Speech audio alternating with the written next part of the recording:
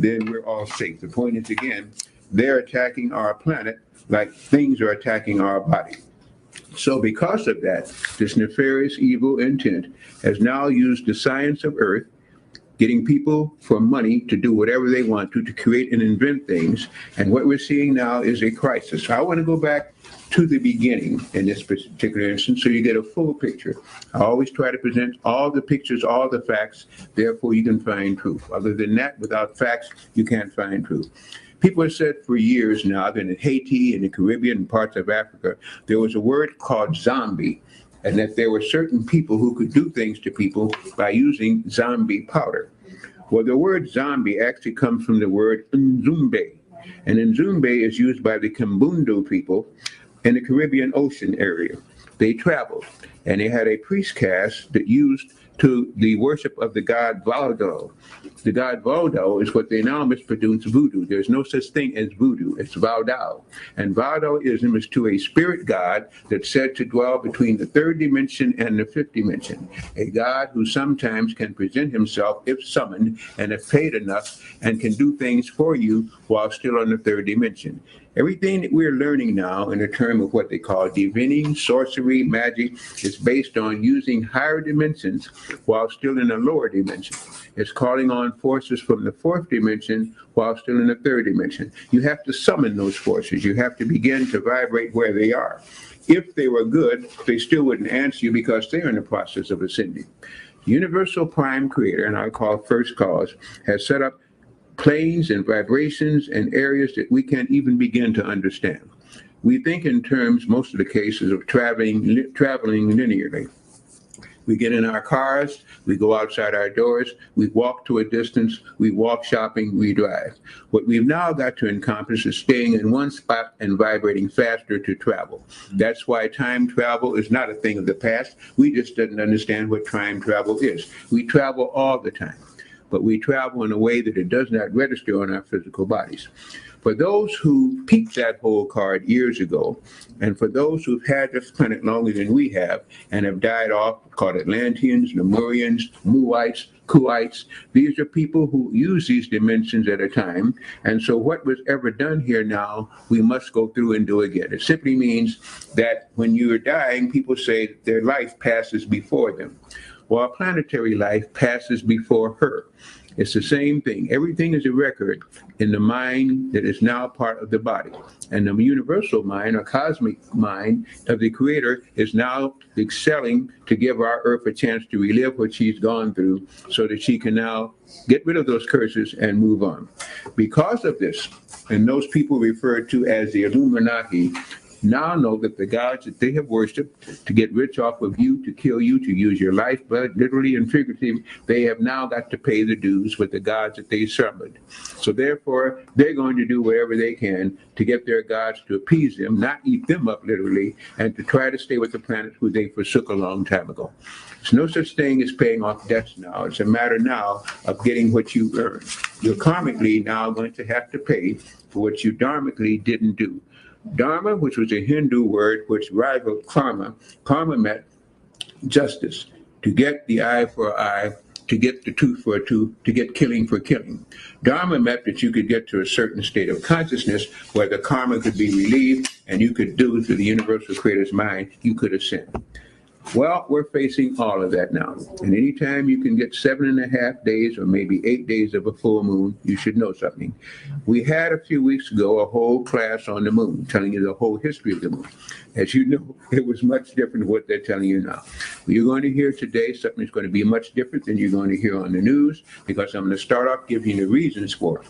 The problem will be, if there's any, what can you do about it? Because these creatures are now being created every day as we speak, and once they bite or infect someone else, it spreads. It's the worst plague you've ever seen. If you saw, there was a guy that was in this movie not too long ago, I think Denzel Washington or somebody else, that played this particular professor, one of the last men on earth. And so it's always that scenario that after a plague hits, something else happens. Well, they knew the plague was going to hit because they created the plague. Let me give you the military point of view, then I will give you another point of view, and we'll see if we can reach a crisis or criteria here of what really is happening. They had back in 2006 I'm sorry, in fact, they even go better than that. On November 26, 2000, they created what they call Creutzfeldt-Jacobs disease, called NVCJD.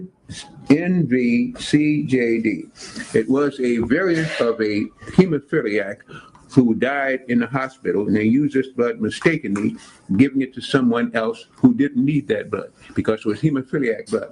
They've also found that during the world wars that we fight, they try to eliminate people and they try to eliminate crops because they feel if they can burn the crops, the people can't exist and the people will soon die. Well, in doing this, they created what they call Roundup and Gaucho. These are all things that supposedly kill weeds, but what they do, they kill the natural germinated seed of foods. So therefore, you're getting foods now that have no value. So most of the foods that could help and stimulate our immune system are causing our immune system to be compromised because they're poisons. They are now creating what they call Terminator Seeds. These are seeds that come up one season, and therefore they have not the life force by which our bodies and our minds and our spirits and our souls recreate cells. They've taken away the very life force to give you now a death determinant. What they're happening now is that they're beginning to release under this NVCJD, they now created what is called a BF.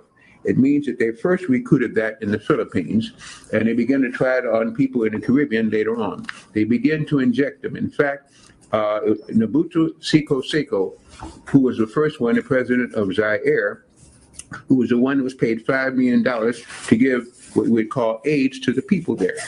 He's paid money, and they got 2,200 people were first given the shots, and that went on. Well, when you begin to get chemtrails in the air, we've talked about this before, so if I'm jumping around, that means you haven't been following me.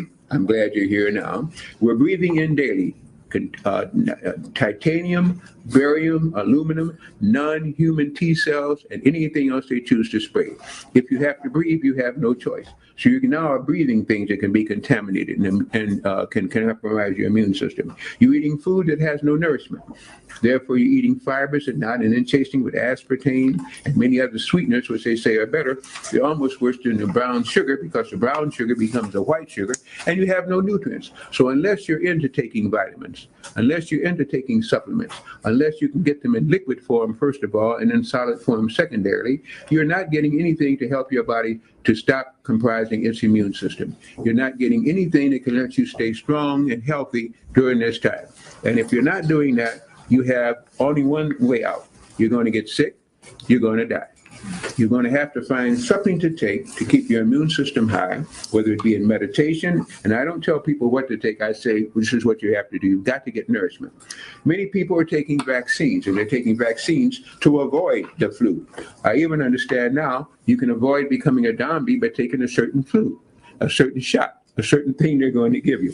There is, for instance, if I can find this, an Ace Hardware store in Nebraska that has what they call a zombie preparedness center and features a training kit where you can shoot zombies.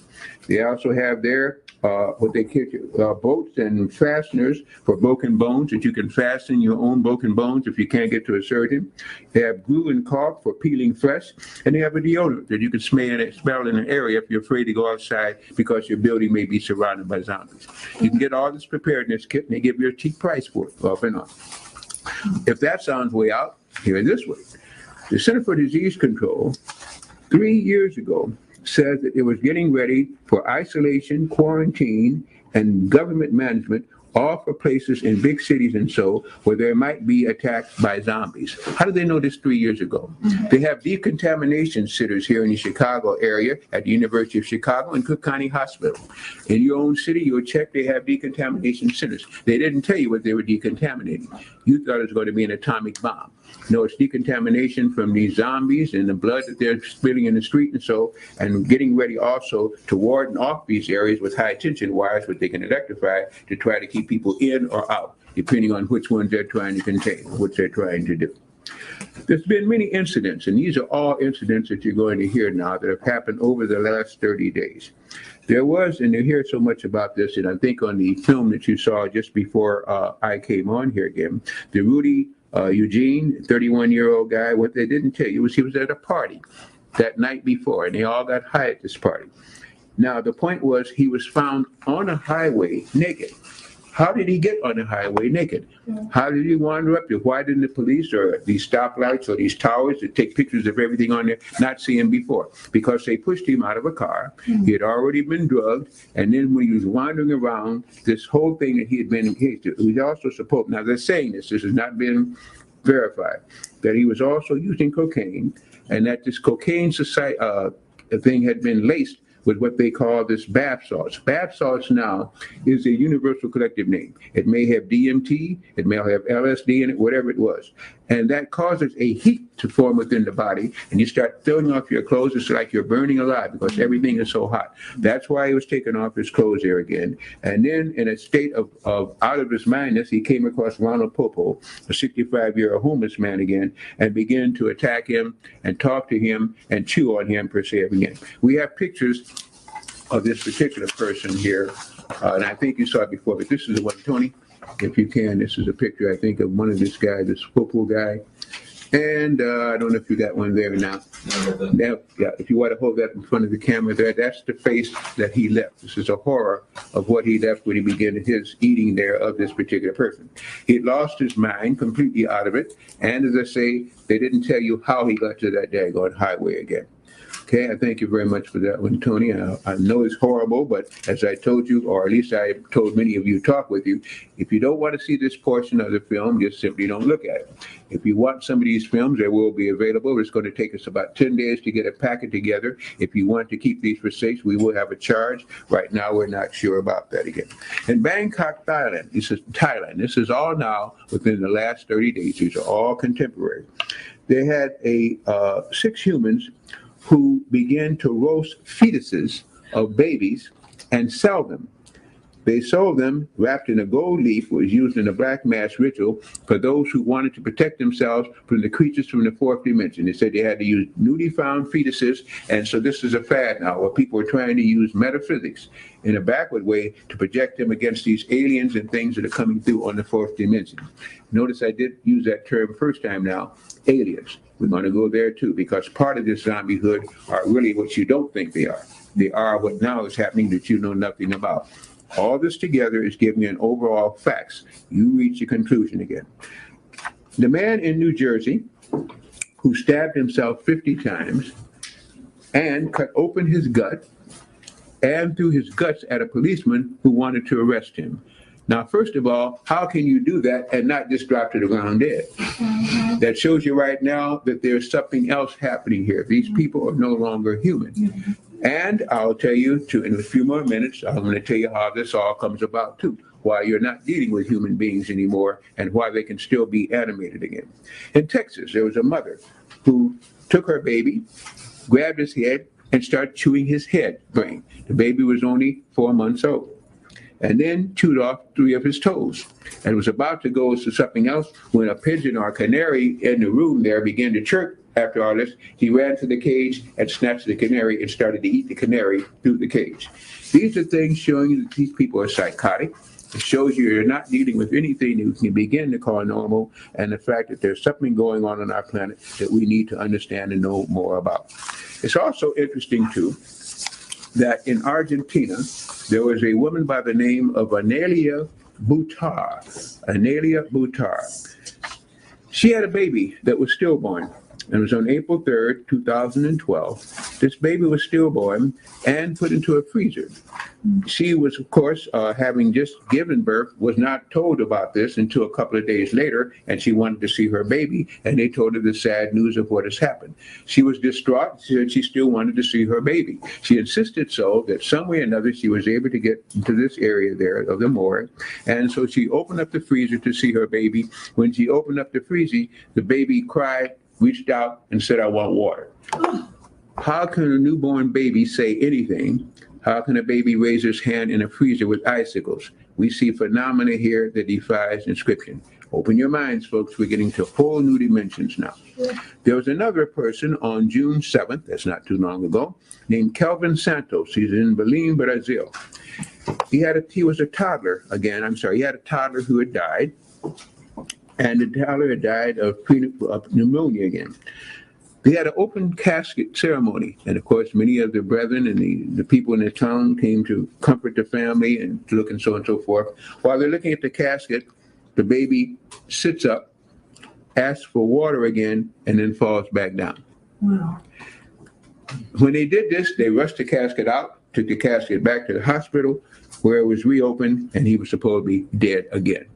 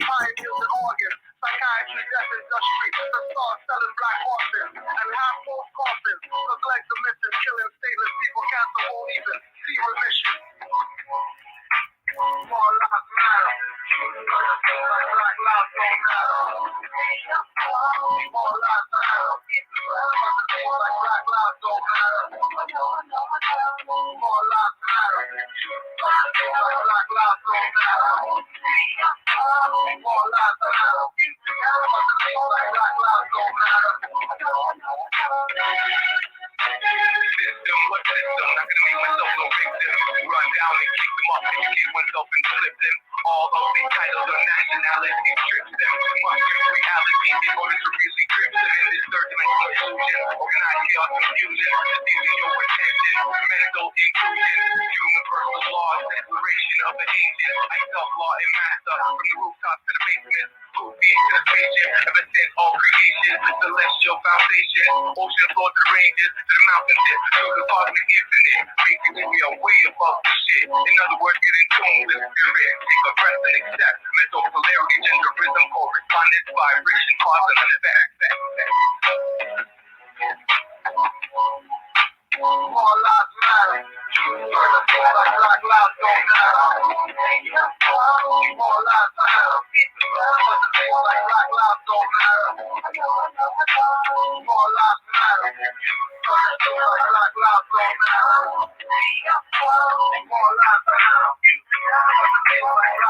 don't matter. More life matters. Taking on the down dog. Begin to take you and protect you from your nasty dog. In my perspective, one day let you to replay. All the moves that one replay. So they want to catch up. But we never on to the next one. None of them are burning down. And use them as cats cross. Can't believe I told you that. Can't believe I thought it was. Trade ball. Michael Brown. That's the rest of the bad call.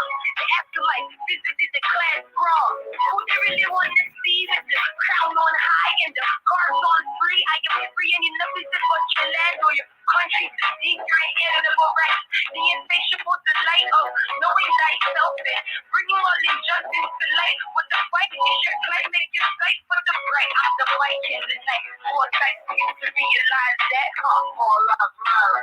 Black lives don't matter. All lives matter. Black lives don't matter. All lives matter. Black lives don't matter. All lives matter. Black lives don't matter. Look, if you want to read it deep, read it thoroughly and hold the words in plain, written in 1887 for Alejandro Mataziza. Read his book in Spanish, the words in Spain, and said that even the back was introduced by those Africans. Ain't no goddamn motion picture. They got me to the side of artifact. I'm a hawk lab. I be running through the scene like I'm on a lab. The way they left them on the scene, put us on the map. So I be all up on the scene, looking hard for it. Stolen more, shot a back, like I'm Artemis. See, I be running through the scene like I'm on a mission. The way they left up on the scene, I be all up on the scene, looking for my shit like red flag, red dash, reassassin. Keep a roll my sins high like I'm Selassie. In the cold, your men die, we everlasting. In the cold like Northgate, winner, Alaska. Natural and faster. Attic in the chair, my mind like it's a disaster. Ass within the fastest. Since your premises is 13, bloodline, more by bloodline, while I'm to the front line. Baby, I want mine. I'm throwing shit and I'm cutting up in the lunch line. I call it crunch time. They trying to fight some, but I ain't overtime. I'm no Charlie. I'm working overtime. Hidden GD 1787 times 711. Higher than I have been studying no captain. Better tell me the lesson. We trapped in the house. I'm all alone like Kevin 27. I didn't make my cake with law and rep it. I should have on the fly, no hands, niggas. I keep a peppermint on the top for the gym. The working 7 days a year, looking for the little boy. Trying to back like I'm on the myth. See, I be trying to do the scene like I'm on the mission. The way they left about the scene, they done on the mission. See, I be all up on the scene, looking for my shit like Doctrine of the Recovery for my career, my Alexa. Always shout the jurisdiction of your captors. Stand on your square. No apron of retractors who manifest tension. Not Cleopatra. Minus man mantra. No have no mantra. Get out the lower self and vibrate your chakras. Walking on the higher of my staff on my levels on my line. If I got the second call with the seventh up. There's no partner halos, celestial pharaohs. Expose those, Socrates and Plato's. Shot down my cherry tree and still couldn't bury me. In their secret logic, they pretend to be me.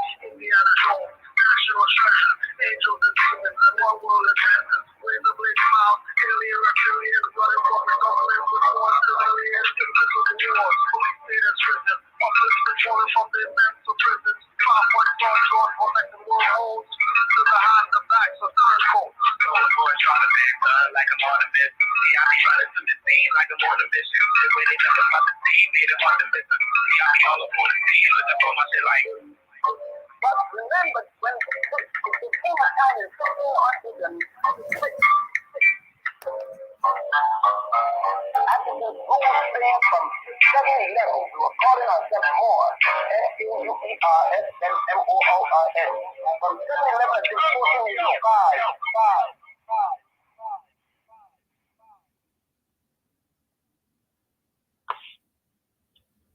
Islam, peace and love, Moors. Y'all are now tuned in, and we thank you for being here on MHHS Eyes Wide Open Blog Talk Radio, simultaneously being broadcasted live on YouTube through Canaanland Moore's YouTube page. I am Ms. Raima Left L, along with the Iron Sheik, the Moorish MC, the Noble Cujo Awo L. Peace, Moor. Peace, more Islam. Peace and love to all the Moors. What you saying, more? More fire, bro. More fire. I love that song right there. It's so fitting. I mean, first installment for the 2022 time block. We know we don't move by this calendar per se, but as we usually do the third Thursdays, we postpone to this week. And, this being the so-called first month of the Gregorian year or the fiscal new year, it feel like so far, the year started off slow, but it's not slow. I think it's just like everything is kind of delayed. So it's not really like, I don't know. I just can't wait this is going to be a great time block. That's all I can say. All right. But, it's an honor to be here, Noble. How itself, first and foremost.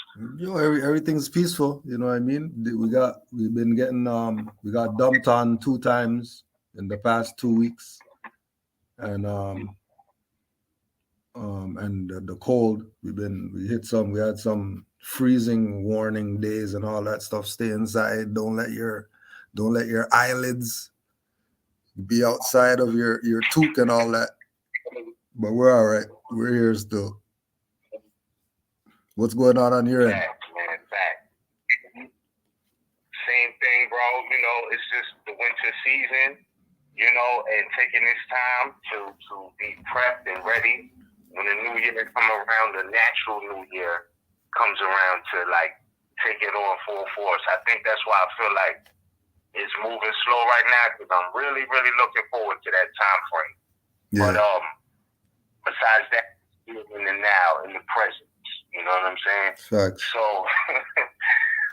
yeah, I love what you titled it. It was on my mind. I'm like, man, we definitely how to study part 2. I I know we're just going to go in on different topics tonight. As you said, we was going to go freestyle, whatever, but I love the title of How to Study Effectively. Can we first get on to, or would you lay it out for us on the beginning level? How did we get to this title tonight? How to Study Effectively. Well, we yesterday you had sent me some stuff that gave me a flashback of how things used to be. You know, we're not even talking about COVID or whatever. We're talking about pre-COVID, 15 years, how stuff used to be. You had sent me some screenshots, or not even screenshots. You sent me some pictures of pages because you were at the library getting some work in. And I was thinking back to when was the last time I went to a library, like an actual library, not the library at the house. And it's been a little while. It's been to lie because once you have the library at the house, you sort of forget that there's a library out there or whatever. And then I started thinking about this idea of people coming into this information and where they go to learn. I was talking with Brother Yusuf, and he was talking about sitting at the feet of the masters to learn, and all these things started coming back to me, going to lectures and going to library, going to lectures to get the back DVDs that you never had and all that. And I thought it was a good time to talk about, and like you said, how to study part 2, because we already know you can go to rvbaypublications.com and get the how to study. But in this era of time, like Drew Ali was talking about, this electrifying age where people don't know where they're going and people are lost and people can't find this and they can't find that, and they're trying to find Moors and they're finding package sellers and they're trying to find information on Moorish history and they're finding out about Moorish sovereign citizens or whatever. I think it was a good freestyle topic to one, have maybe some Moors out there who are from that era, to call in on how they used to study and to talk about where it is now and how people could avoid getting wrong information, avoid getting played, avoid getting into situations where they think they're studying, but then when that highwayman pulls up or when whatever pulls up, you're looking to try to call somebody to be your consul or whatever the case is. Learning through consultations opposed to studying. So it just sparked something that had me go down memory lane with regard to how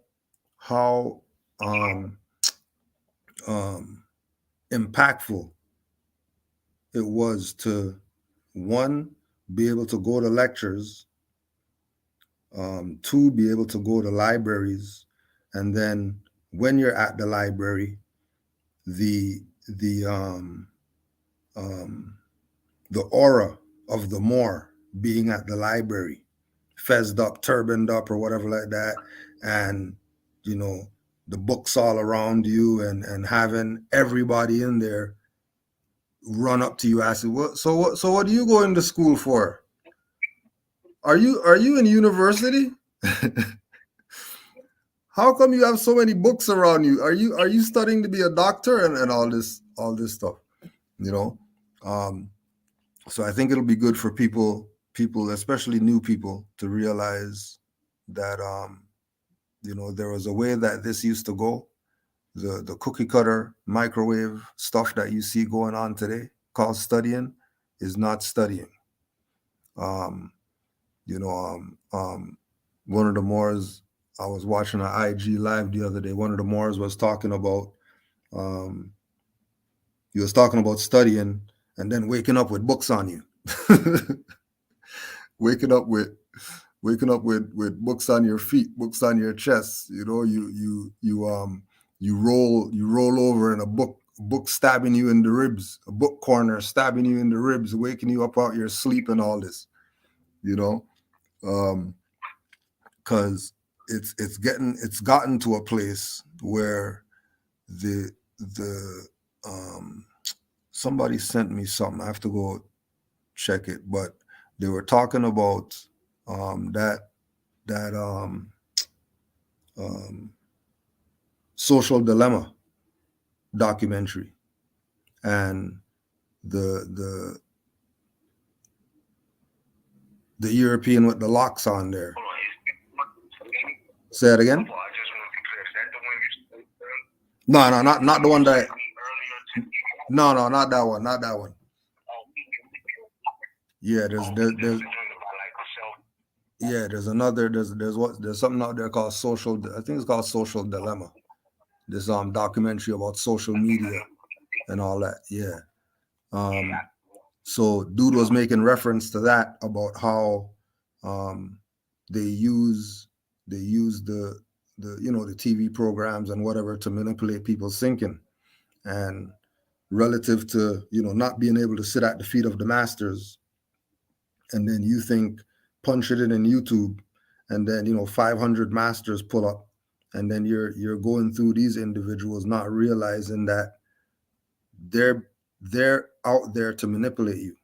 They're not out there to give you the facts. They're not out there to give you the truth. They're not out there for you to get out of whatever situation that you're in. They're actually there to lead you further away from the truth, lead you further away from the facts, lead you further away from getting out of your situation, to the point where you either get frustrated and say, forget this, and turn away from it, or you end up giving them 800 or whatever, thinking that Jesus is gonna save you, when we already know that the priesthood is dead and their only need is graves and funeral chants. So you don't need to be giving anybody any finance for them to teach you something. What you should be doing is putting the eyes to the page, in order to learn. There's this idea now in this this electrifying age. There's this idea of people going live, and people expressing themselves and putting out the truth and all that. And then we realize that when you go check some of these people who are doing lives or whatever like that, all of them are talking off the top of their head. Nobody's giving you a book reference. You know what I mean? And even when it comes to the Moorish paradigm, there's a lot of just talking. There's no putting out any reference points so that people could go and do further research, because again, is this idea of the savior complex, the Jesus complex. Well, we're going to be the ones to get them out of whatever. So, just listen to us and whatever. When we go to Drew Ali's teaching, he's telling you man knows not by being told. Man knows by going and doing research, fact checking everything, and putting the onus on yourself to figure the stuff out.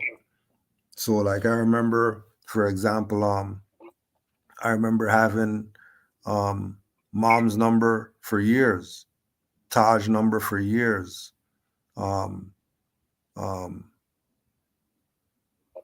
Sears number, and having a fear of calling them, because I watched the lectures or whatever like that, and they sound like they really know what they're talking about. I don't want to call them sound like idiot or whatever, asking them some dumb stuff. Let me go do some research first before we start making calls to the quote unquote master teachers. Before we start talking to them, let's do some research first. You know, when Dr. Aleem was lecturing in New York and stuff like that, and he would be doing these, 4-hour lectures on the chalkboard, and this is watching on DVD or being at these things, and you're leaving the thing with 2 books of notes. You're leaving the thing with stuff written on a receipt in your pocket, stuff written on some little paper you had in your wallet, begging people for a sheet of paper. People don't want to even tear a paper out their book, like, nah, I don't got enough pages or whatever like that. I don't got enough pages, I can't share with you. I gotta take my own notes or whatever like that. You know what I mean? All these things were part of going through the motions of, really knowing who we are. Not somebody telling us who we are. Like Noble Ali said, we're not Negro, black, colored or whatever, but he gave you reference point to go study, even though he told you stuff. The master teachers, they told you stuff, but they gave you reference points that, okay, well, here, go get this book, go look up this author, go study the Constitution, look up every word, go study the treaty, look up every word, go buy 5 dictionaries, because all of them are going to tell you something different. So you better have 6 of them just to be sure that you know what the hell you're talking about.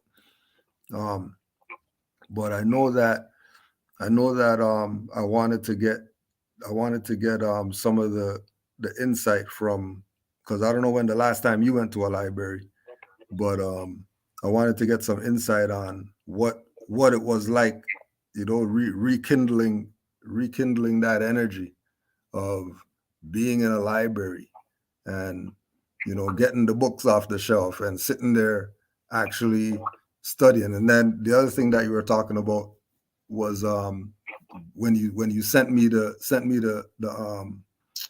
pictures of the pages, this whole thing about not being able to take books out, because I remember there was a very select area in the library.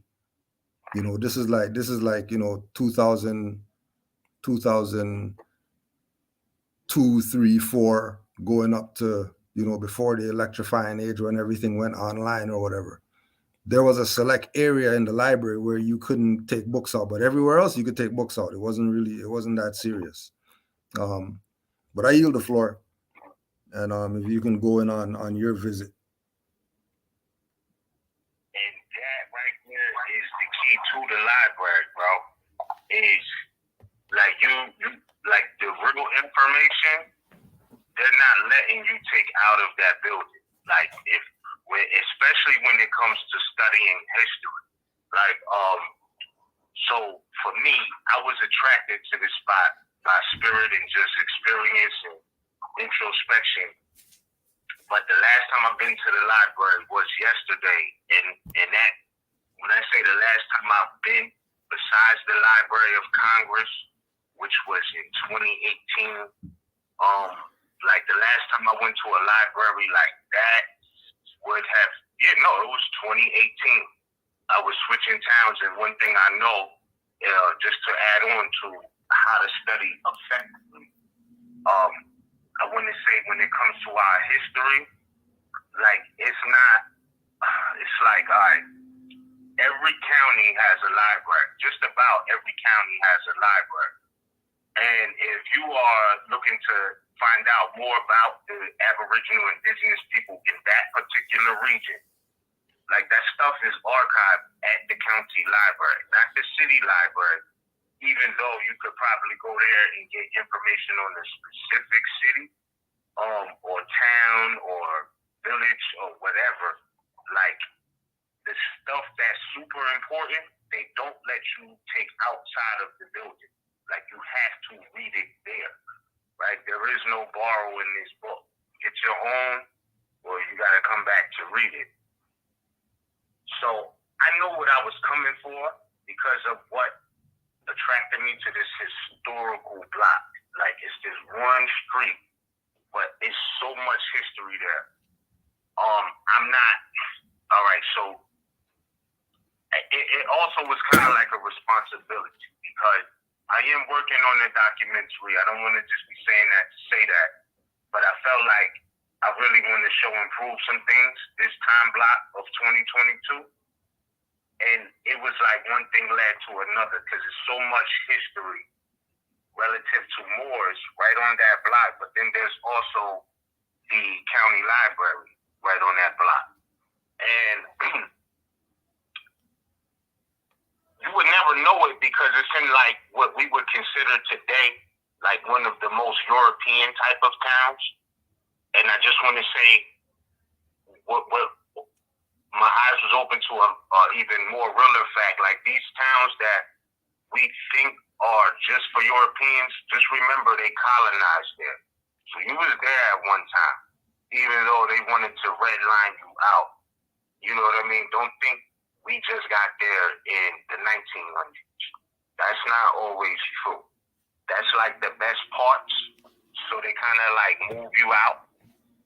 But, you know, those of us who are alive now may feel like, well, yo, that town over there, there's no, our people ain't out there like that. Like it's the cost of it, like kind of prevents some of our people from being there and this, that, and the third, when that's really not always the case. Like we was always there. But I just want to say when it comes to doing some serious studies like about Aboriginal indigenous people, like I gotta say, you know, having more information, Noble Dwelly's information and what he was teaching us and what we learned even from outside of that doing our own studies. I will also have to say, for reference points, books like J.A. Rogers, Nature Knows No Color Line, Sex and Race, Volume 1 through 3. Like having read all of these books, it kind of gives you an advantage when you then read other history, right? Like, even though you might not agree with all of the language, like words like black, words like white, you know, what tribe and all of this, we may disagree on these things. However, like, I don't know, man, it's just so much in the language or whatnot. So I'm going to say it like this. I haven't been to the library and like a physical building in years besides the Library of Congress in the town I just moved to 2018, and that's what I noticed. But when I went in there, the saddest part was that there was nobody there, bro. Like nobody was in there except workers, you know what I'm saying? But I wasn't there for people, you know what I mean? I was there for knowledge. So I already knew what I was looking for in a sense because I had called, you know, previous days earlier asking about some things, you know what I mean? And they didn't have any answers, you know? The librarian couldn't really answer my question, but I knew that stuff was still archived there. I know that. Like, what they don't let you take out, like, you got to spend the time there. And it was just interesting because what I have heard about, different studies I've heard about the region, all of those books were in there. I would say this, that book I've been talking about for years now, The Underground Railroad, Ties That Bound Unveiled, that was in there.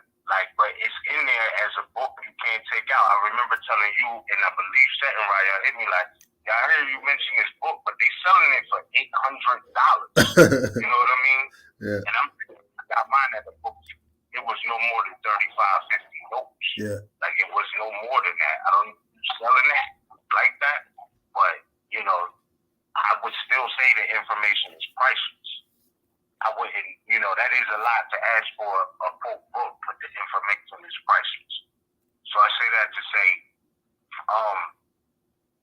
every county has a library documenting the history with the Aboriginal people in the region, even though as a Moor and a scientist dealing with words and words that you're reading and things of that nature, you might have to have an element of refinement with you. That's why I say, having the lessons of Noble Drew Ali is important beforehand, kind of. Like you don't want to go to the library to learn about Noble Drew Ali. That's not what you want to go for. Right. You want to know about that before you go. You know what I'm saying? So that then when you go and you're seeing these things, you're refining certain things with, oh no, that's not, quote, American Indian, that's Asiatic, who they're talking about. And here go the proof, because that's why, again, I said, books like J.A. Rogers, Nature Knows No Color Line, when he's giving the reference points of, Moor means any brown-skinned person, or, of Moor's origin, or skin brown like that of a Moor. When I sent you the picture about the, quote, Lenape tribe, the so-called Lenape tribe, it's funny, this was from the notes of William Penn, and he says, in the title of the book, and I've heard Moore speak about this book before, this is not new information, it's just when I seen it on the shelf as the books you can't take out, I said, I gotta spend some time with this one right here, because I don't, that one I don't have, so I gotta spend some time with this, and get this off the shelf, and I started taking everything off the shelf about the region. And like you said, just surrounding myself with books. But, I do want to say this, just as far as how it felt. When I got there, I came in and there's multiple levels to it. And there was only one Moorish sister librarian. And the vibe was real. It wasn't extra, but I know for a fact, like, she was actually happy that somebody came to research this information. Because I walk in and I'm like, I need to know everything about what you have on the Lenape. What do you like? Where's the books? Because there's a statue honoring the Lenape and all of this. Y'all gotta have some records on something. Who is that? You know what I mean? Like what's going? You know what I mean? Like, so the European lady says, well, we call them Lenape. We may have been saying it wrong this whole time. That's what she said. That's what she told me. This is the librarian. But she showed me all of the books, and I started pulling them off the shelf because I'm reading, and I know to look at this with a sense of refinement. I'm talking about reading up on what they have archived on the Aboriginal Indigenous people. It's not whether I agree with it. It's just what do they have archived? What is their records looking like? And a lot of it, I say, man, like, it checks out with what Moore's been saying the whole time. You know what I mean? That we are the Aboriginal Indigenous people to this land, and how important that is, because you have, people of different complexions. I don't want to make this about colorism, but like J. Rogers says, nature really knows no color line, but at the same time, they're lying about a specific appearance and phenotype of a certain people that is well documented, were already here. You know what I'm saying? And William Penn in his notes is talking about how, because this is what their records say, right? So William Penn is talking about how the people of the region, their skin was, quote, this is what he said, was, quote, black, and they had to be of this swarthy color by nature because they don't use sun lotion and sun tanning and none of this. All they use is bare fat. You know what I mean? All they do is put bare fat on their skin. They don't use sunblock. And he was saying that how, like, naturally they had to, like, bred for this. You know what I mean? This is why their skin is this complexion. Like, I didn't make this up. This is what is on their records of what he said. William Penn. So I'm like, oh, okay. You know what I mean? So I'm reading on and I'm pulling up other books on the indigenous. Remember, these are the ones they don't let you take out of the library. Like, you have to sit there and read them, or you have to get them yourself, right? So, like, I didn't know everything that they have on record, but it's still like a good reference point to get the books yourself so that you can, you know what I mean, study them on your own time. But it was a beautiful trip down memory lane because that's how we used to get it in, you know, and your county, so-called county libraries, like I'm not asking you to go there beefing like they're hiding all of your records. The records are there.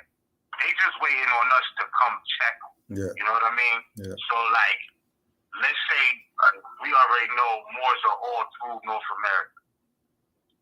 Let's say the Moors in so-called today North Carolina, South Carolina, right? If they go to their county libraries and just ask about, well, what do you have in an intelligent tone? Don't act like they owe you nothing. Act like they can show you something. Yeah, say that right? again. Say that again. So, yeah, don't act like they owe you nothing. Act like they need to show you something, right? Respectfully, you know what I mean? So let's say like more in the so-called North Carolina, South Carolina region today, you know what I mean? Let's say they are in their regions where they was born, family raised, grandma and them been there for generations. Let's say they wanted to know some history on their specific region. I'm sure they got word of mouth, but if they want to see what's documented, they could go to the county library and understand that ounce of refinement. They're going to refer to those Aboriginal indigenous Moors, maybe in their records as Cherokee, but when you start looking up what they're talking about and how they describe them, it's always something about brown skin, bronze skin, copper complexion. You know what I mean? As far as what original people who they call out of their ignorance or intentional operations, whatever it may be, they might refer to them as Indians. You got to kind of know self to not take that personal and start arguing with the librarian. Like, you may be smarter than the librarian, but there's some information in those tangible books that you need them to show you. And that's all you worried about. Go with your refinement sense. If you go, I'm not, I know it's easy now. You can pull stuff up online, but there's some stuff, it's nothing like reading a book. You know what I mean? It's nothing like the experience. So for them to be happy printing you, copies of old articles free of charge, and you know what I mean? Like in these days and times, you know what I mean? It's open. They're like, oh, we're surprised anybody came to the library, right? Like, but yeah. So, and I mean, maybe it was just the time that I came to. You know what I mean? But it wasn't really too many people in there like that, and I don't know. It just brought back that old feeling of you, just everything. The access to the information and what it was saying, what I've been hearing from some Moors, you know what I mean, as far as it relates to these Aboriginal, indigenous appellations to the land. Not that it was ever their feeling, but these things are documented. You know what I mean? Like, it's not a joke. So when you read a book like Correcting Misunderstandings or any books, with Moors in the last 10, 20 years, and they're saying Jersey is Chicago, so-called New Jersey is Chicago. Like, that's a documented fact. It's not nothing new. It's just like, well, these people know what we've been saying. So it's not that they don't know these things. Like, that they don't know that they're colonists, Quakers and Englishmen, right? Like, among other different nationalities. It's not like they don't know that they're foreign here, right? It's just, it's been said before, it's like an open secret. You know what I'm saying? Like, it really is like an open secret. Yeah. So, to your point of, you know what I mean, people just going online and studying what somebody is saying, opposed to being able to check reference points in certain aspects to see how do all of these perspectives add up. It's kind of like they're not effectively studying. You know what I mean? Like, they're going off of followership, which has been an issue for generations in certain regards. you know what I mean, following and not, you know, getting to that state of autonomy, but still being in alignment with something greater than yourself, you know, whether that be your nation, you know, Allah, your God, whatever it is, you know. But yeah, man, so I'm just saying they know. And they may not know it all, but they know that there was people here before them. This is not a secret. Librarians, you know, if you go to a library and you're looking for what's tangible on the shelf that you can pull off and take out of the library, you're already approaching it from the wrong perspective in a sense.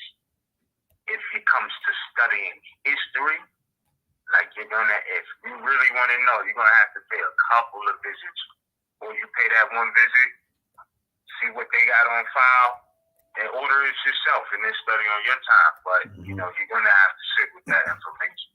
That's what I really got from it, and the fact that it was one more sister there, and she was proud to see a brother coming in looking for that information. You know what I'm saying? Mm-hmm. Like that hit me a whole nother. You know what I mean? Like. It's, just a reference point, just a quick reference point relative to the libraries. This is an article by Ibrahim Ramjan, Ramjaun, Libraries in Al-Andalus. The author, a pioneer in advocating the use of information technology in libraries, stated, throughout the Muslim world, libraries were so numerous and their books so plentiful that they far outnumbered anything the Christian world of the West could present. The Muslim influence reached as far west as Spain, where libraries and centers of Muslim culture and learning were established at Cordoba, Seville, Toledo, and other cities. The outstanding feature of the Muslim libraries, apart from their widespread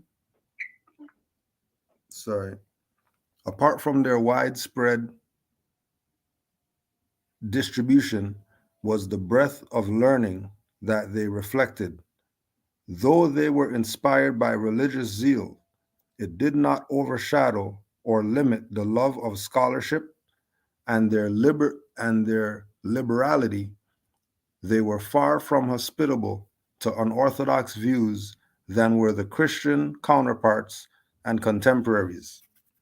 So this idea of go to the library, isn't something we're just saying right now, right? We're the founders of libraries. There was no learning like that before us. But also when we look at in the history, when they talk about the book burnings and all that, keep in mind that all these places, whether it's schools, whether it's libraries or whatever, that whole idea of them going digital is the modern day book burnings. So when we say go to the library and do your research and then go buy the books after, it's so that we can do the what's his face, any real intellectual is going to have a library at the house. They're going to have a library where they domicile. They're going to have a room, or they're going to have a section of the place where books are at. This is just the standard that was set. So when we look at mid 2000s coming up into this time, and we're saying whatever book title, and then you go check today and they're telling you 800, that should let you know something. That should let you know that they're trying to box you out of having certain knowledge. Why would they be boxing you out from having certain knowledge? What's the point of going to this place of you know, well, we're gonna go digital, and we're just gonna put all these bins in containers, and you know, put the containers outside and just have them sit there in rain, snow, sleet, whatever, and not tell anybody that they're out there. And it's only through some secret, you know, that somebody gave up the goods that these books are back there, that you were able to do that. I remember one of the Moors went to Ottawa, just on a trip, went to Ottawa. Hey, you know, let me just go to a library out here. And he went to the library, and they were doing the transfer of everything going to digital. And they showed him a room with just boxes, And they said, hey, you go in there, you take whatever you want. And he took whatever he want, to the point where, you know, the car bumper was dragging on the ground, muffler was dragging on the ground. He left with so much stuff from the quote unquote millennium book burning called Go Digital. You know, so the idea of going and studying and all that is a normal thing that we used to do as Moors, as Muslims. We had libraries. We built libraries. Every religious institution had a library in there. Schools had a library in there. You know what I mean? So we have to look at it from, you know, not just from, you know, us studying for ourselves, but look at it from the historical perspective as well, that we're hardwired to this thing called libraries and learning and scholarship and all that. You know, we, especially when we say we're Moors and we have a nationality and whatever, one of the first things before a nationality card, you better have a library. Before paperwork, you better have a library. Before the guy over there telling you $500 for a consultation, you better have your own library, so you can figure some stuff out for yourself. But I yield the floor. Yeah, absolutely. And for a sure fact, you know, like my library, my home personal library is lit. Like I got information that, you know, I'm good. But, you know, with all of the books that are out there, and when you're looking for a little something more, right? Sometimes it's certain things, like, and I challenge anybody, the so-called place that you stay at now, or whatever so-called city or whatever, like, go there with the information you know in your mind already from your personal library, right? You go there and basically you get confirmation, right? So you can go and say, hey, is there any, I'm just here to study any information you all have, you know what I mean, as far as the original people of this area or indigenous people of the area, you know, what was whatever the first governor or first county, whatever it is, find out like who it is that they, you know, claim to acknowledge as far as indigenous people, and find out as much information as you can. And you'll see, like, clearly, they don't have jurisdiction in the sense of this. Let me pull this up real quick. Because, you know, now, instead of, like, making 1,000 copies of pages, you know, you could just take a snapshot of certain things that stand out to you on your phone, like the pictures, you know what I mean? So this is from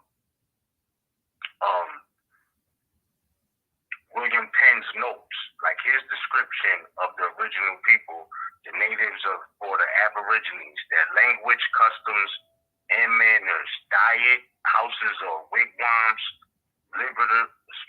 liberality, easy way of living, physique, burial, religion, sacrifices, and cantico, festivals, government, and their order in council, not council like consulate courts, like council. Mhm. Like, you know, you have city councils and things like that. Okay, yeah, like council, not consular, nothing. But it says, upon treaties for land, etc., their justice upon evildoers. This is all about the original people, right? So he says, the natives I shall consider in their person, language, manners, religion, and government.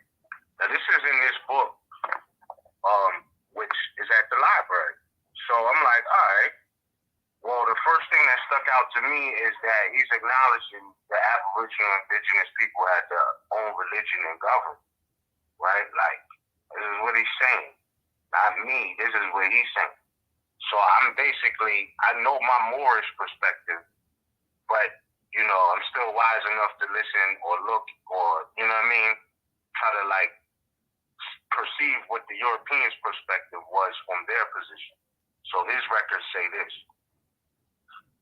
So, the natives I shall consider in their persons, language, manners, religion, and government with my sense of their origin. For their persons, they are generally tall, straight, well-built, and of singular proportion. They tread strong and clever, and mostly walk with a lofty chin. This is what he says. This is not what I'm saying. You know what I mean? I just want to make that clear. Just, you know, this is their perspective. He says, of complexion, he's talking about the original people in the so-called Napi region of North America. He says, of complexion, black, but by design, as the gypsies in England. And that automatically took me back to, ancient modern Britons, where David McRitchie is telling us that the quote-unquote original people of England were gypsies or Moors. Mhm. You know what I mean? So I'm, you know, it's all coming together like through their own narrative. We Moors already know this, and I know that there's some Moors who have mentioned this before. But I'm just saying, like, it is there. So they say they grease themselves with bear's fat, clarified, and using no defense against the sun or weather. You know what I'm saying? And then he says their skins must need be swarthy. Like, it needs to be swarthy for them to survive in this. Like, that was what he was kind of saying. You know what I'm saying? Their eye is little and black, so, and he says, not unlike a straight-looked Jew. The thick lip and flat nose so frequent with the East Indians and blacks are not common to them. That's what he's saying. But I'm just saying, I know we're not Negro, black, or color, but when it comes to us, like, really analyzing, what do they say about the original people of, you know what I mean, North America? What has been said? Where's the records, right? Because it's very clear that the Quakers and the Englishmen, they were doing backdoor deals to try to, like, trick the original people out of their land by accepting, you know, trinkets and all different types of items that really don't equate to the value of the land. Mhm. So, you know, just to really dig into that a little bit, I would still say that how to study effectively, you can study at home, of course. For sure. Of course you can. But, yeah, you know what I'm saying? But, however, it's an experience where it's like certain records from a certain aspect, you got to actually go to the library to get them because, you know, like I've had to go back, and I've really been kind of doing it through the summer, going back and getting old family records and, you know what I mean, things that was published in the newspaper from 40, 50 years ago. You know, and then they'll tell you, well, to go get the microfilm, you got to go to this library. But if you want to study the history in general, you got to go to that library. You know what I'm saying? So it's certain records that you might not have access to, where you really find yourself having to only find it. And I'm talking about from a public record perspective, like in the library. You know what I mean? So, yeah, that was the dopest part for me. And the picture I sent you about them describing, again, because I know that word black, it has a lot of discrepancies. Even Joe Rogan and his host was talking about how they're not white, they're tan. Oh yeah. You know what I'm saying? Yeah. You know what I mean? Like this, you know what I mean? This has to be addressed, acknowledged in some way, shape, or form moving forward. You know what I mean? Like not that it hasn't been, but we have to get to that point where we understand that and not let the psyop spin the narrative. Like we're some people who just want to live like, no, this is actually ancient customs culture that, you know what I mean, people are exercising today. And we know that we're Moors, but when they describe, they quote sub-tribes because every nation has tribes, but tribes don't, like a singular tribe doesn't equate to a nationality, right? It is a tribe, right? So like you can have cousins and your cousins have children or whatever in their life. Let's say you got a female cousins and then they have children. Y'all all a part of the same tribe, right? But these are like different factions. You know what I'm saying? Once they start reproducing, et cetera, et cetera. Like, so y'all still all the same family, right? But over time, like people intermingle with people outside of the original family structure, which is natural.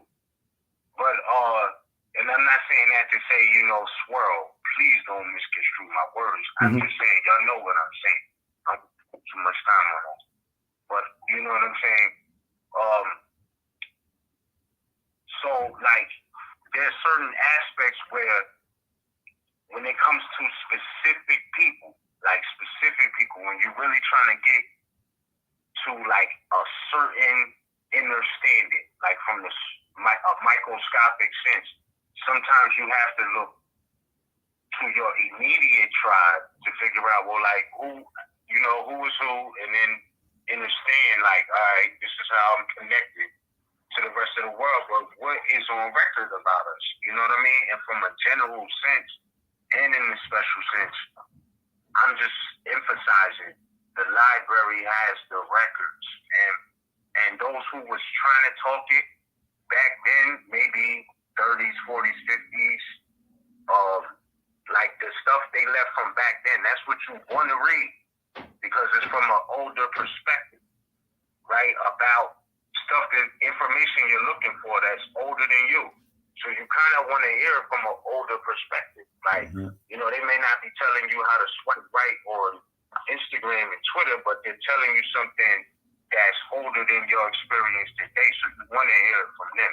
And all I'm saying is they have that information on record. It's not like all of that is lost. So when they was describing in the picture I sent you, the Untitled sub-tribe of the, quote, Lenape Moors, who they know, because remember, they know are Moors, right? Remember that William Penn's notes, they say the Lenape or Delaware Indians, but they know Indians is the general misnomer, right? And even Lenni Lenape, though in its original sense, all it means is original people, we could go to many different Asiatic factions that are grown here in North America. You know what I mean? That it still tell you they're the original people. We original man. You know what I'm saying? Gods, goddesses, Moors, Asiatics, even as far as angels, right? So, you know what I mean? Like, it's real. So, you know what I mean? I'm just saying that to say that you got to look at the jurisdictions that they use too. So when they talk about Lenni Lenape or Delaware Indians, which one is it? You know what I mean? Like, who came up with the or? You know what I mean? Like, because the description is the same. World history describes Moors. You know what I mean? Dark skin. You got, they later called black Moors, then they dropped the black, and then they telling you, this is what stuck out to me when I was reading William Penn's notes from their perspective of the original here. He was talking about how in homegoings, which people call deaths or transitions, the so-called Lenape had, who we know are Moors. Fenrod, many other Moors on the coastline have, gave reference to Moors actually being utilized in different Delaware documents, etc. But knowing that the original people are really Moors, this is documented. You know what I mean? We know that we have to come with a sense of refinement to see what is it that they're hiding, or what is the open secret. Because I'm telling you, through researching, I've researched on Wikipedia, I've researched on Google Books, I've researched on YouTube videos, I've researched in many different forms, and I'm just telling you, it's something different about reading a book, number one, but then number two, when you read these books from earlier days, all of that jewelry that they left for the mental, you know what I mean, in those textbooks, like, this is what is not on Wikipedia and Google. Like, a lot of it, you know what I mean? Like, it's not there. Certain things you read about, you're not going to be able to even pull it up on Google. Like, it's not even there. Like, you know what I'm saying? Yeah. Like, you can't, certain stuff you can't Google. Like, you really can't. That's why having reference points and sources for people to go check themselves, that is the key if you're really trying to teach, right? Yeah. So, because then people can make it their own. They're getting the reference material to study if they want to. It's no different than really being in school. You're only going to get the grades you put in, and it takes effort. So if you don't study anything and then your test or exam comes, you already know how that goes. You're cheating off the next person's paper. You know what I'm saying? Like, you try to sit next to the smart sister. You know what I mean? I did it. I'm guilty. You know what I mean? But now, man, look, I used to sit next to the smart sisters in class. I was there to help me.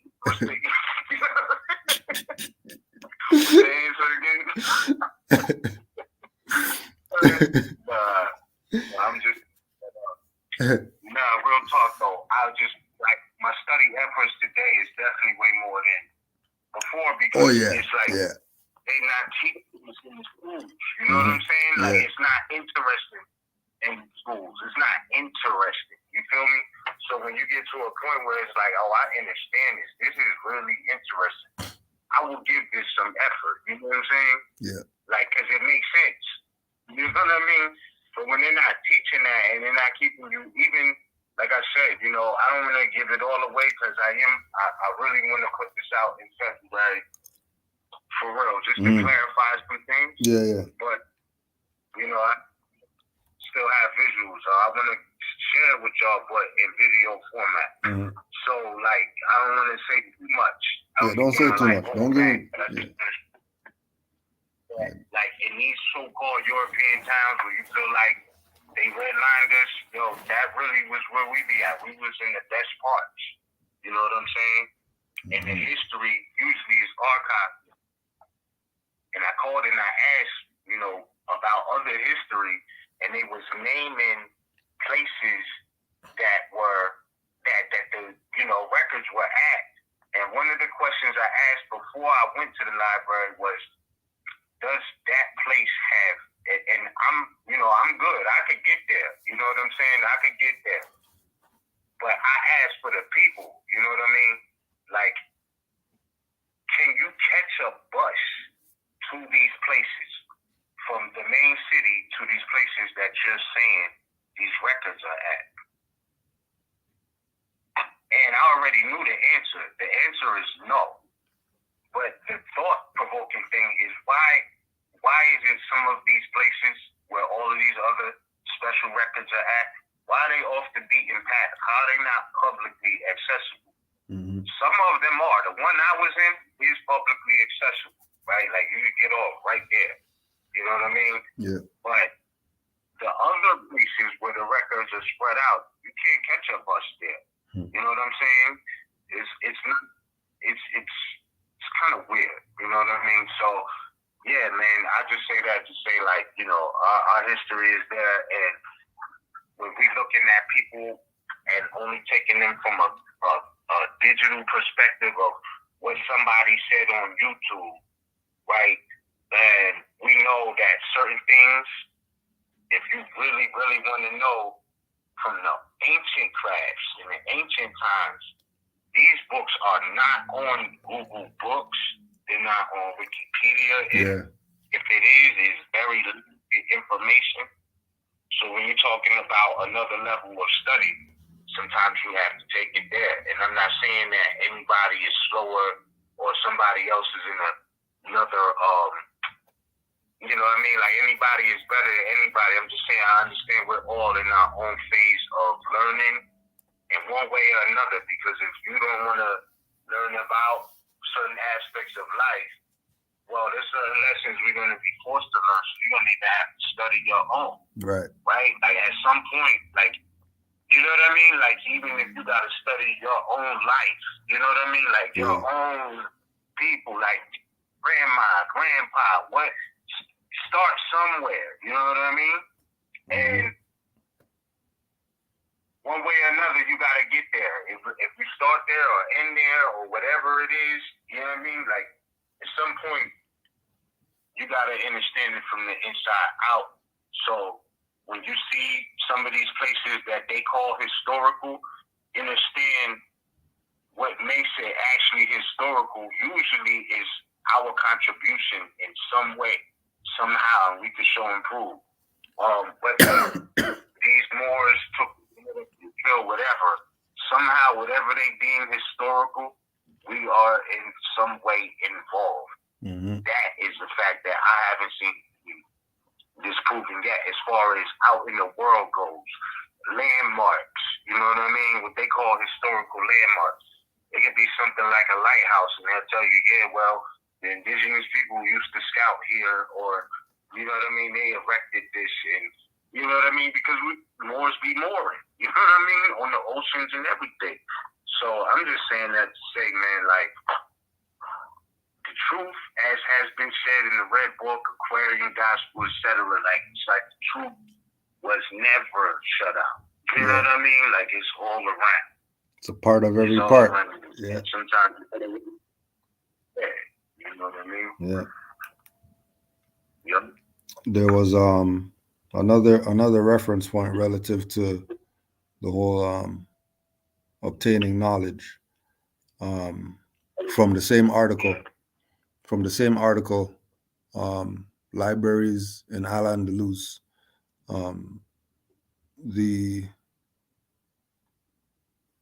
The status granted to men of learning in Islam is worthy of mention. The Quran explicitly states, "Say, are those who know equal to those who know not? Allah will raise those who believe from among you, and those whom knowledge is given to degrees of rank." The Holy Prophet Muhammad gave the title of inheritors of prophets to those pious men of learning. He is also reported to have said, "Seek knowledge, even if one has to travel as far as Cathay, and the quest for knowledge is obligatory for Muslim men and women. A word of wisdom is the lost property of a Muslim. Wherever he finds it, he must take it." So we're not, this is not like we were saying earlier, this is not because you're online, you're not doing it right, you got to go to the library and all that. That's not what this is, right? This is a resurgence. This is a rekindling of the idea so that you can also have that avenue in as far as doing your research, because 99% of the people out there are not telling you go to a library. They're going to tell you go online and all that. Go to Amazon. They're not telling you go do research.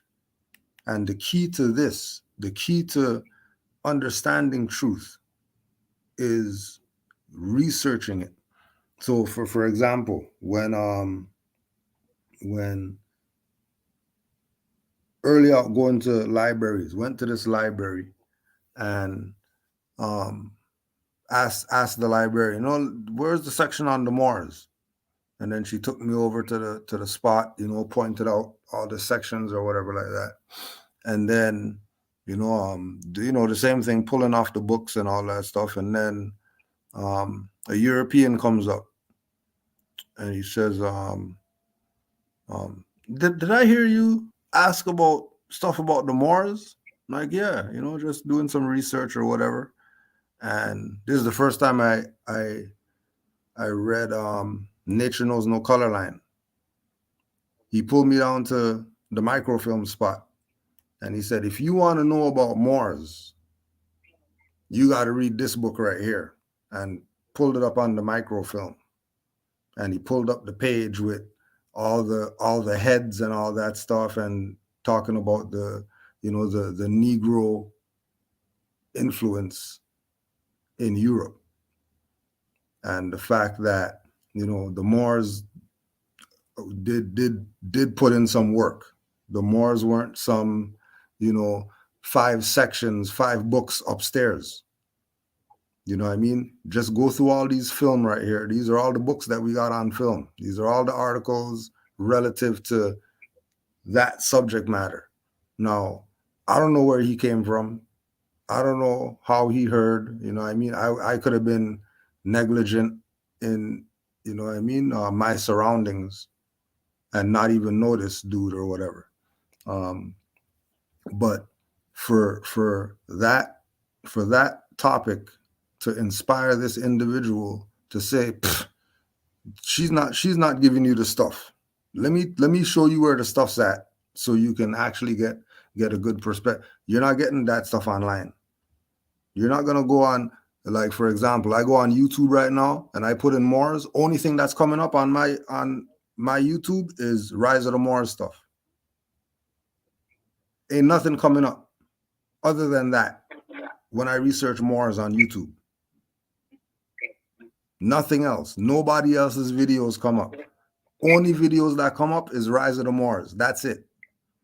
I got to scroll through like 5 pages to get to something that is, somewhat relative to the Moors. Because when you start getting to online and whatever, now you have this censorship stuff that you have to deal with. Fact checker people you got to deal with, where, like Ms. was saying, you're not going to get it. You think that you got it, even when you go to Google Books or whatever like that, and you pull up a book, like, yeah, I found the book, and then 85% of it's redacted. Every page you go to, this page is not available. This page is not available. Hold on a second. These are all the good pages with all the stuff on there. Like, how come these ones aren't available and all the BS is available? Again, going back to the thing of, the library option, for consideration, start going back to these places. And like you're saying, Ms. went there and nobody was in there. No one's in there. Like, when you go to the library, you couldn't find a seat. Real talk. When you went to the library, It might have been the time. Yep, you couldn't find a seat. Yeah. And I just want to say this. That moment was also special to me too, because when I first caught my first experience having to fight them in traffic and traffic court and all of that, you know what I mean? I put my work in there. I already have. But that is the library that Nature and Taj told me to go to. My mom, Nature and Taj, because remember, that was like 2005. And, I wasn't blowing them up, but they was helping. They like, what? You got to do what? Look, go here and go pull this off the shelf. They wasn't giving me nothing. They was telling me to go get it. They knew where I could go get it. But it wasn't like babysit. You feel what I'm saying? Right. My mom, like, when it was like, you go here, when you go look at the law library books, it's there. Every place got this one. You go there. You know what I'm saying? Real talk. And that was like a life lesson too, because you know what I mean? As minute as that seemed, the profound results that it had, you know what I mean? And I had to contribute to my own well-being in defense in that matter. I'm like, yo, this shit is crazy. Like, I never knew this. I'm reading Title 18 for the first time in a library, like not on Google or none of that shit. Like, I had to go to the library, bro. Yeah. So for me, it was like just understanding the square root of certain things. And like you pointed out, from its historical aspect, you know what I'm saying? That's not nothing. That's not nothing. And I would say today is different because you don't have to pay 15 cents a copy if you got an iPhone or take a picture of the page. You know what I'm saying? You can take a picture of the page. You know what I'm saying? So the paying for copies of the pages is no longer really relevant. Or you could just understand that you could order the book.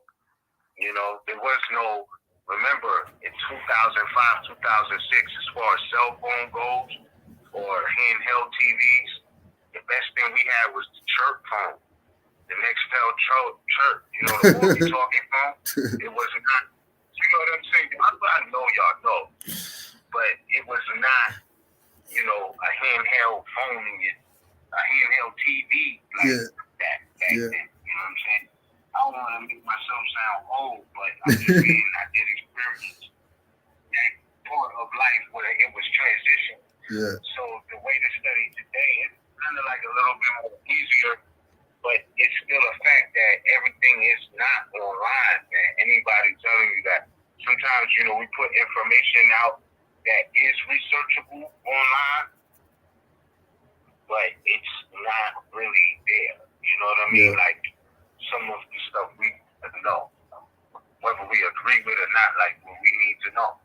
And, you know, back to your point of people going on YouTube and watching videos first, right? Like, I'm not saying we're not, you know, in the days and times that we're in, but I'm saying to get back to certain roots of things, you know, what I see has become of,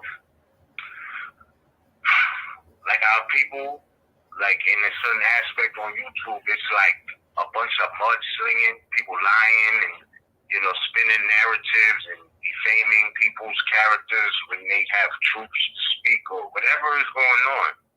But I think, like, that internet era of anybody just saying what they want has been taken to another level now in law, even with Cardi B, you know, winning the defamation suit against a blogger. You know what I mean? Like, I trust that these bloggers, you know what I mean, really watch their words. Everybody has the right to express themselves, but, you know what I mean, you couldn't just do that. It was an era where you couldn't just do that, and that was okay. And because you're doing that, you got thousands of people following you, and it's not even rooted in truth. Right? So I'm just saying, you know, different old school ways of how things were and how they are. Yes, we all gotta kind of adapt to the times, but at the same time, some of those ancient things still apply. So, you know what I mean? When people was talking crazy in a new world order type of way, you know, like, who's putting the checks and balances on that? Because it seems like that has become acceptable, and people don't even be knowing what they're talking about. You know what I mean? Like, they just tell it, like, they'll lie and say, oh, person got infection and a virus and all of this shit, and none of it is true, let alone, you know, your point of view on who we are, being wars, or, you know what I mean? Like, it's like all of that energy in these modern days. It's like, what is this? Like, I'm not used to that, but we got to get used to that. Like, nah, because you wasn't able to do that before. You had to literally say that to somebody's face. You know what I'm saying? Or approach them about it, or whatever it was. So yeah, I don't know, man. I just see it that way. Like, look, you know, from a certain era, I get it. You know what I mean? We're in a new day and time and everything, and I respect that. I'm thankful for every moment of this. You know, I'm glad to be here, but you know what I mean? There's certain principles that just still exist, but they didn't translate to the internet because it's so natural. You know what I'm saying? Like, it's like you can't put the real artificial space. Like, I don't know how to explain it. You know what I mean? Like, it's like, you know what I mean? Yeah. Like, I can't take a real boat ride on it like that. You know what I'm saying? Like, I don't know. It's like certain things that, you know, it's just not on the internet. And I would say that to say that, yes, there's a lot of access there, things you may need to get, but then what about the human experience? Because as far as I'm concerned, at this point, I feel like even with nobody really being in the library, like, to me, I'm cool with that. You know what I'm saying? I would rather see more of it. Maybe there's certain times where it is, but, you know, at the same time, if it's COVID that got people shook, to me, at this point, it's kind of like, yo, look, we're going on 2 years. At this point, if you didn't die, I don't think you are going to die because of this. Right. And I know we all got to go one day, But because of that, I don't think this is. Yeah. Straight. Yeah. So, you know, I wouldn't be reckless out here, though. You know what I'm saying? Don't go licking door handles and stuff like that because there's no COVID or whatever. You know. Right. Not to be stupid. Yeah. Don't be You know dumb. what I mean? Yeah. Yeah, and No. I would say too, how to study it. You know, this lesson has been taught to us all. Most know this or ought know this by now.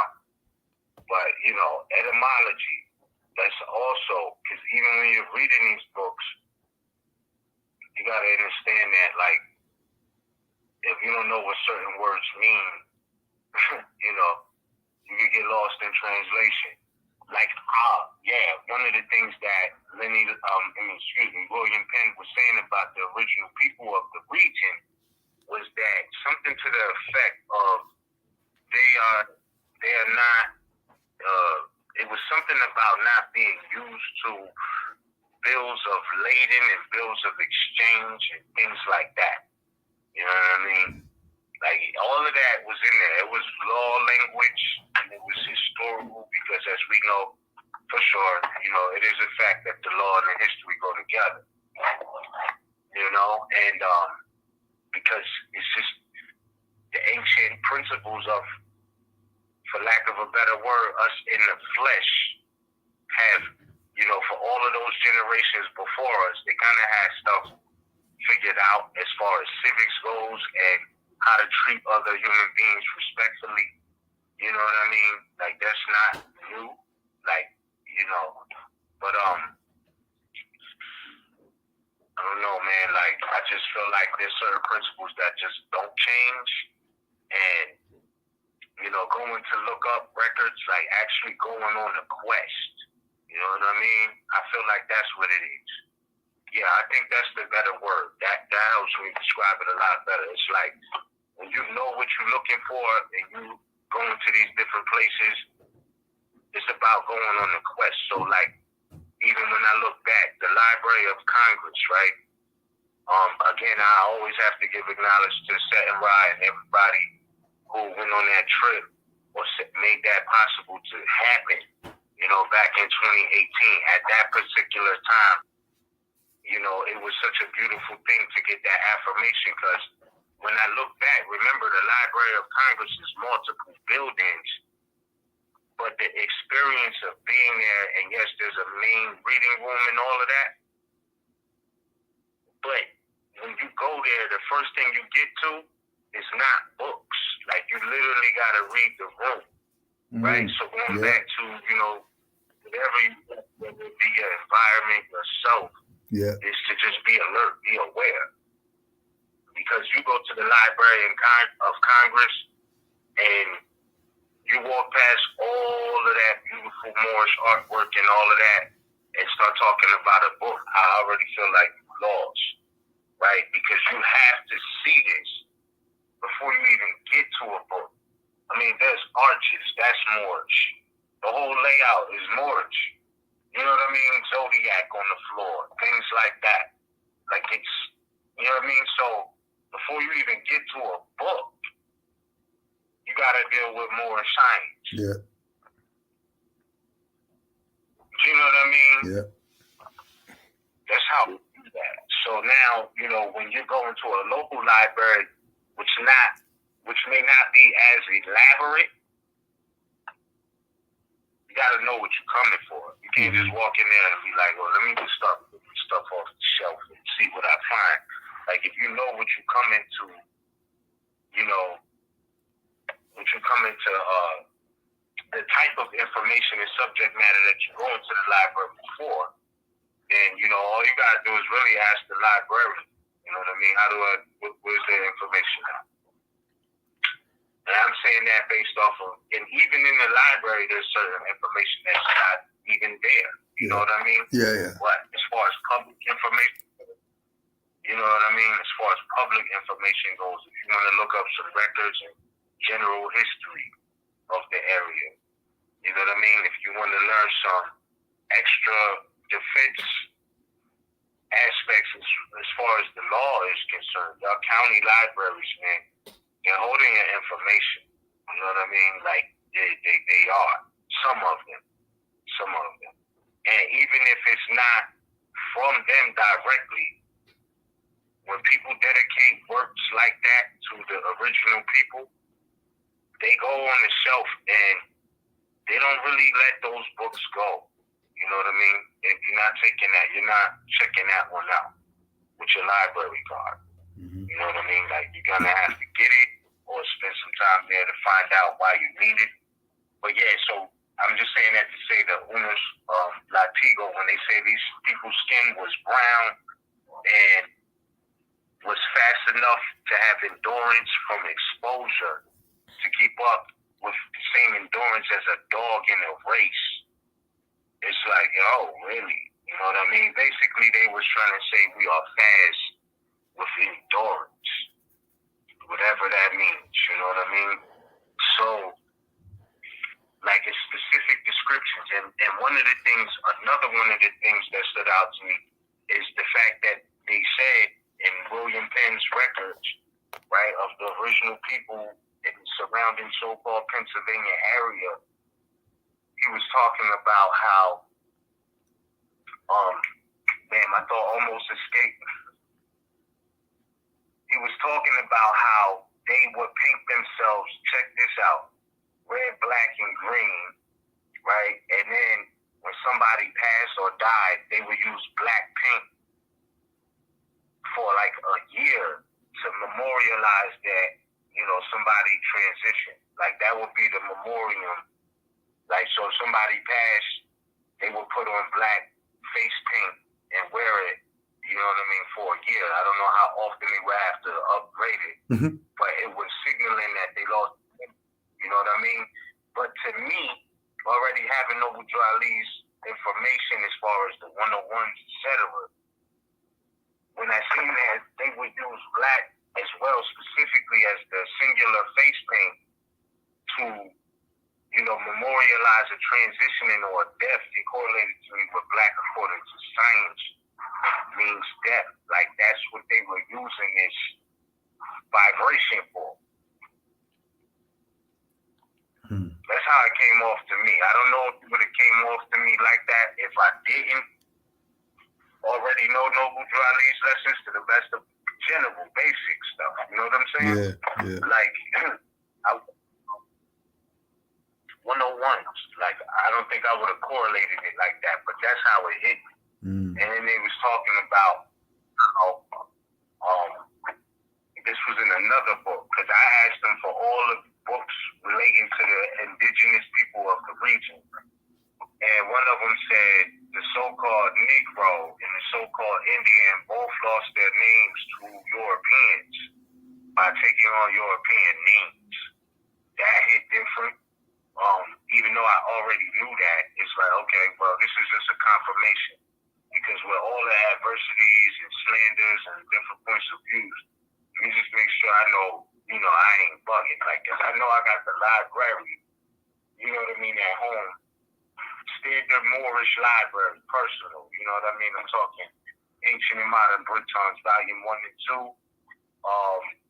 History of the Moorish Empire in Europe, Volume 1 through 3. Masonic literature, all types of literature, you know what I mean? Health literature, like a lot of different Moorish books. Harvey Bay Publications collection, you know what I mean? I got your collection. So I already know. I'm like, but sometimes, like just to cross-reference, I guess you could say, in that sense, you have.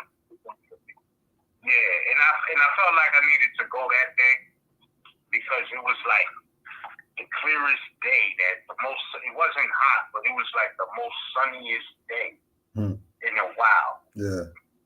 Like gray day, winter. And I'm like, yo, I gotta take a ride, man. Go somewhere, and you know what I mean? Like I said, I was working and am working on a documentary to show y'all how I got to that point of being inspired. Because again, I can't emphasize enough where these Europeans is at, and you think they got the money to afford being there and all of that. Remember that that's your land that they on, and they know it, but they'll act like it's Indians when we know that that's clearly a misnomer. Clearly, you know what I mean? But in all of their accounts of the original people, they're describing them as the so-called, what people call in general, in era today, so-called Black African Americans, when we know that we have a nationality and what that also means in law. But it's such, the presumption is so systemically, impressed. There's a lot to uproot. You know what I mean? There's layers and levels to it. So I'm just saying sometimes it's good to know multiple angles of the aspects we speak about. Not that we're wrong or we don't know, but it's kind of like you get a little bit more information. Like you may not know, but you may have been riding past, let's just say in your specific city, if we talk in history, so-called city or whatnot. You may be riding past this old church or what they call a Catholic church or whatever, but may not know that on record, you know what I mean? It was a Moor who funded it or established it because there's no historical plaque saying, hey, check out this historical landmark. Yeah. You've been riding past this for, 20 years, but we know you don't know. Maybe your peoples was the one who erected this building or funded this building. You know what I'm saying? There's no, you know what I mean? Like, it's there in plain sight, but the plaques and all of that may acknowledge it. It's not something that or attractive to even go in there because they're hiding it in the name of Catholicism. You know what I'm saying? A lot of these Catholic buildings and churches, I'm not saying go to Catholic, none of that. But remember, they're kind of like, in certain aspects, you'd be surprised to find like how much history they're hiding. Like St. Peter, I believe everybody grew up in a region where they had a private school or a Catholic school or something called St. Peter close by, and it's somewhere within like a 20-mile radius, maybe. And St. Peter was a Moor. Right? Like, I'm just saying, it's stuff like that. It's in your face already. You're just not really acknowledging it. Right? Like, what's there already. Right? You're looking for something else, which is, that's cool. But a lot of it is right in our face, and we're just not even seeing it. I said this before, a few years ago. It just hit me. When I was going to school, it was two schools on the same street. One was a public school. One was a private school or Catholic school. It was called St. Peter's. And in the 4th, 5th grade, I had no idea that St. Peter was a Moor. I mean, it's right there in J.A. Rogers' Nature Knows No Color line. You understand what I'm saying? Like, it's right there in Nature Knows No Color line. So when we start really unveiling these things and we looking like, oh my gosh, everything that you really think is European, in a sense, it has a direct correlation to Moors. Yeah, it's like what you were saying. There's a street out here, Moorish, that it wasn't until we got on this info that we figured that out. You know what I mean? St. Thomas the More Church passed this place for years, past this place. And it wasn't until we started getting on this info, doing our research or whatever, that these things are popping up in your face. Now, one of the things I also wanted to bring up for us to talk about is the books becoming real life when we used to go to lectures, and the whole idea of lectures, and for you to talk about one of my greatest regrets not being able to go to a Wednesday session over at the National Theater, but being able to go to we did our thing in Cincinnati, Pittsburgh, going to lecture, but prior to that, going to see the master teachers lecture, going to learn from them. You know what I mean? The build up leading to the lecture is going to be on Saturday, and you're getting yourself ready to go there. Maybe going to these lectures and seeing them for the first time after seeing them on DVDs for years. And you're actually seeing this individual in front of you who was teaching you on screen for all these years. Now you have him right there in front of you. You know, the idea of the more being in your face, the more being in your presence, for you to be able to learn from them. Also, when we went to Pittsburgh that one night, when everybody was sitting around Mother Oz while she was teaching, certain things that we don't have access to today, that the learners have to try to get these things. You know what I mean? It might not be able to go see a Moore lecture, but you might somebody might be doing a metaphysical lecture. Somebody might be doing psychology lecture. You might be in some type of learning institution, and you're sitting at the feet of the teacher to learn. These are all things that were accessible at a time.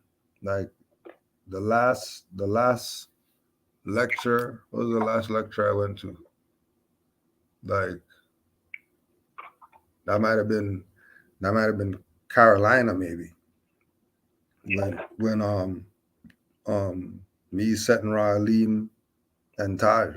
I think that was the last one that I went to that, was, this is where it's at. It's about being in this environment, being able to see Moors, build with Moors, capture the moment.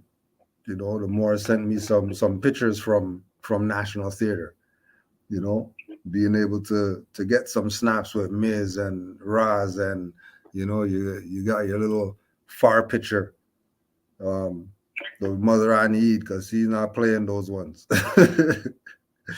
you got your view of her. You hear this voice on Blog Talk all these years, and then you actually get to meet these people. It's there's a different element. Something with the learning is different when, one, you go do the library thing, and you're sitting there with the books around you or whatever, and two, when you can go to lectures and sit at the feet of the masters, the people who, like we said, it was DVDs for a good while, you know what I mean, until we started traveling to go see some of these people. And you thought the DVD was energy, but when you get in the room and you're sitting there, you know, and being able to, you know, take notes from the mouth of the people who you were just watching on a DVD, you know, some of these things, they might be, you know, some of these things might be archaic. You ain't getting that stuff anymore, you know. Actually going to a lecture, you know what I mean, to sit down and learn. Yeah, go ahead, more. I don't want to cut your wisdom, but I think one of the best parts about going to the class is when you had a question, how involved you had to become, right? And what I mean by that is, let's say, you know, Taj, my mom, I need nature, because I'm going back, like even teachers earlier than that. Yeah. Like a sign of a good teacher is, you know, they tell you, they'll show you, right? So like, you have a question, or you know what I mean? It could be something about free white persons. They'll pull out the actual 4th edition Black's Law Dictionary, right? It was there, always in the building, just in case anybody wanted to say, well, the information you speaking is wrong. It's like, well, this is my reference point. Yeah. You know what I mean? Another reference to back that one up, and this is another reference point to back both of them up, right? But so instead of somebody trying to convince you, they will have you become a part of the class and the lesson at the same time, because they'll tell you, read this definition. You know what I mean? And then you read it one time and be like, now read it again. You know what I mean? Oh yeah, read it one more with your chest this time. You know what I'm saying? Like, it was like, not real talk, bro. That was like the interaction. That's the type of stuff you don't forget too. Yeah. It's like, okay, yeah, I'm seeing this for myself. So I got it now because I've seen it for myself. I'm not just listening, right? Like, I see what they're talking about, where they're actually coming from. Now I could go, you know, cross-reference this information. Like, it's one thing for somebody to say, we're Moors, we're black, and then somebody will say, we're blackamoors, and then like, what is a blackamoor? And they make you read the etymology in the brackets, and then break, like, all right, so you see how black is lowercase? Okay, that means it's not a noun, it's an adjective, but you see how Moor is capitalized? Yeah. All right, that means it's a noun, proper person, place. Like, just the simple breakdown that they show you for yourself. Yeah. You know what I'm saying? To help you get to an understanding of who you are. Yeah. Like, that, to me, that was, the whole experience is just priceless, bro. Yeah. Because it was no debate. You can't rebut nothing that they're saying because they're showing you the facts. You're seeing this for yourself. All you can say to yourself is, I don't believe this shit. You know what I mean? But you gotta see it for yourself. Debate, ooh, you ain't got no facts on you. You ain't got no reference or no iPhone to pull up to say nothing. Yeah. I don't want to hear about your YouTube video. Show me some facts to rebut this. Yeah. And don't tell me no court opinion or none of that. Show me some facts to say that this is wrong. You know what I'm saying? Mm-hmm. It's like impossible, bro. One of the things too, yeah. Another thing too that the studying, another thing that the studying and being at the feet of the master teachers did was it made a lot of dyslexic, illiterate people learn how to read. and learn how to write. Yeah. There were so many Moors who that same stuff read this. Read this definition yourself. And they're yielding from reading because they really didn't know how to read. But then them taking it serious and them studying and them researching and you know what I mean, putting that work in, they taught theirself how to not be illiterate. Them having dictionaries, reading those cover to cover, struggling with words and all that, you know, sounding syllables and sounding letters or whatever to try to make some sense out of this, and eventually getting to that place where they're reading better than people who got degrees. They're reading better than people who they went to every you know what I mean, English class or whatever. You know, there's something there when we talk about studying and research and you know, putting the time in to knowing the truth about who we are as a people.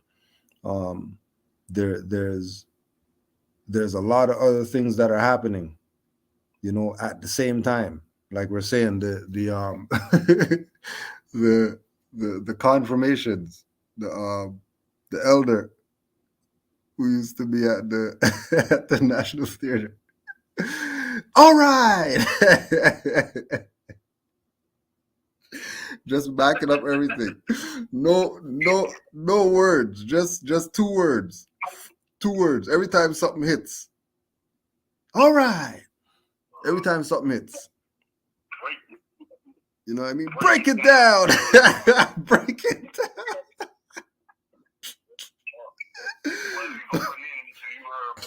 Yo, you know it was going in. You know it was going in when you heard the break it down. You know it was going in. You know what I mean? Right? If you did not hear that, you was not going in. Yo. At some point in the class. Yo, I'm telling you, that shit is priceless, bro. Yeah. Like, yo. You know what I mean? Yeah. Priceless. Priceless. Like, yeah, bro. Yeah. Yes. You know, that's why I'm saying, like, everything was not on the internet. Like, you can't Google that. I mean, you can Google it, but I mean, like, you know what I mean? There's certain history that it's history or chronology. It happened, but everything is not on YouTube. Yeah. So, like, when people say, well, this would be the person said on YouTube, I'm like, but you think everything is there? Remember, yeah, there's a lot of information there. You know what I'm saying? But, like, that's not even half of the story. Yeah. You know what I mean? Yeah, like, this yeah. is what people put there. Like, that's not everything. Yeah. You know what I mean? So, that's what I'm saying. So, it's like, you know, sometimes we just got to get back to basics. To me, it felt kind of like a sense of normalcy. Like, I still felt like, even though I went to the library, the county library, not just the city library, but like, if you live in the major, it's something extra special in there too. Yeah. But the county libraries, they got the information, you know what I mean, as far as we original people, you know what I mean? So, but it hit different because to me, I'm not saying but that was kind of a sense of normalcy. I don't know. I think Mercury is retrograde right now. I don't know. But, you know what I mean? It just felt something like normal. Because I've been, you know what I mean, the pandemic, not doing too much. You know what I mean? Working on things and getting things straight and everything. So I was like, you know what? I gotta get out. What's normal nowadays? Because it's winter too, so just to keep that in perspective, it get cold in the north. You know what I'm saying? But it was just like I said, man, the perfect day. I said, you know what? Ain't too much to do. Let me go ahead and just do this. You know what I mean? Yeah. So, yeah. Okay, somebody says Mercury is retrograde with Venus. Shout out to everybody in the chat. Yeah, you know what I'm saying? So I felt like that was a sense of normalcy pre-pandemic. Yeah. You know what I mean? Yeah. Like, Yeah. even though, you know, all the time, it's just like, all right, now I do this. Let me go see what else I can add on. Like, everything just reset. You know what I mean? Whether we accept that or not, the whole world just reset.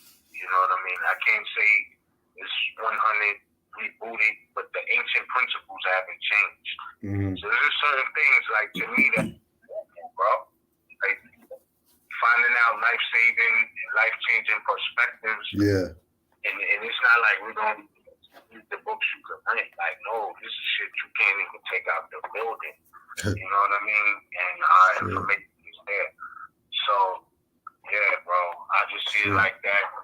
I would, you know, it's different levels to studying. Like, if something keeps happening repetitiously in your own personal life, maybe you need to study what that is. Yeah. You know what I mean? Whether it's a whatever it may be, you know, you have to, you know what I mean? Look into that, especially if it's a recurring theme. And this is where you get even more into your study itself. You know what I mean? So that's how I see it in these days, bro. Yeah, I don't want to. But yeah, man, I think that's the key thing too. It's not just that information, but also cross-referencing etymology, because that's going to further education. And again, like I say, you know, with these tributes and landmarks, you know, locally that they give to our people, it's like, why is this not talked about enough? You know, you would think something like this, they got this statue of this person, you would think the schools would at least teach you or take you on a field trip to understand that in history class or something. Yeah. Yo, they don't talk about this, but it's there. Yeah. You know what I mean? It's there. It's more. But yeah, there's some crazy stuff going on, man. Sure. There's some wild stuff. Yes, sir. What's the push one look like? Anybody on there? So we're looking at what, 10:52 right now? Yeah. Yeah, nobody with questions though. So on this end of the question perspective, there's no questions right now. Good. If anybody has a question, if you want to add on, you know what I mean, ask a question. If you want to join, the number is scrolling at the bottom of the screen. If you're on YouTube, 563-999-3403 if you want to speak on. But in the moment now, we good. We can keep going in or whatever. So yeah, man. So yeah, man. I just feel like there's so much it's just like an open secret. That's all it is, bro. It's just an open secret. Yeah. As far as our history is concerned, you know what I mean? Straight. Bro, that's how I see it. So let's see. We do have someone with a question. Let's talk to caller. Peace, caller 218-673. You live on the air, fam. Peace. Islam. Islam, man. I'll go ahead with that now, with the next one. Peace and love to you and family. I love y'all keeping on. Kudos, Grand Chief, to that awesome interview and demo that you had with that Goofy. just shows that it's spreading like a wildfire, in the darkness for those who claim to be in the light. Right. Showing you how much darkness is existed in their little light. So this is besides the ones who want to be buffoons and fool around with stuff. But your whole topic tonight, dealing with study, what I see, and even taking it to the next level of what to study in terms of, you running for a book and it's right in front of your face. So I love that, Bill, Brother Roger, my brother, oh man, your name is jumping out of my mind. The energy's high tonight. The energy's high tonight. My honorable brother,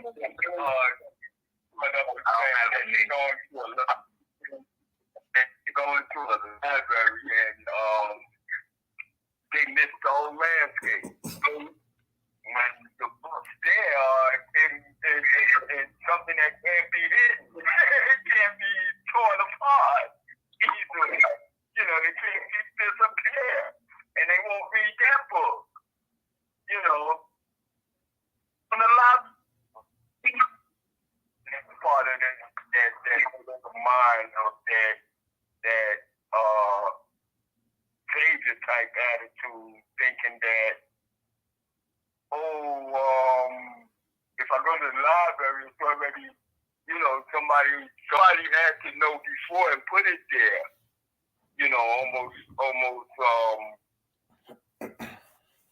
Almost wickedly deceitful, because it defies the whole concept of application, where, when you know something or when you seeking knowledge on things, you have to confirm it here, there, and everywhere. And so I know one of the principles that I picked up on my journey dealing with the Father's nation was the fact that the power of three. So that three is expression. So that's what made it understanding. So there was a confirmation, with three witnesses. So, and that kind of tied into that whole concept of replacing the notary.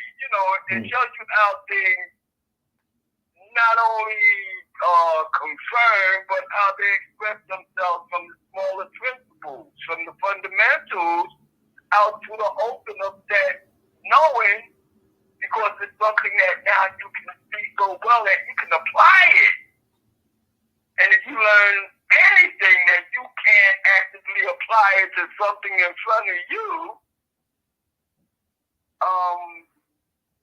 I wouldn't personally question your journey, but I'll say you're more or less on a lost course, or you're not, you're looking outside yourself instead of looking inside yourself and moving forward. And that's, again, that mindset that, we have to really get away from. But again, it's so refreshing. The material you be covering, Grand Chief, it's very refreshing.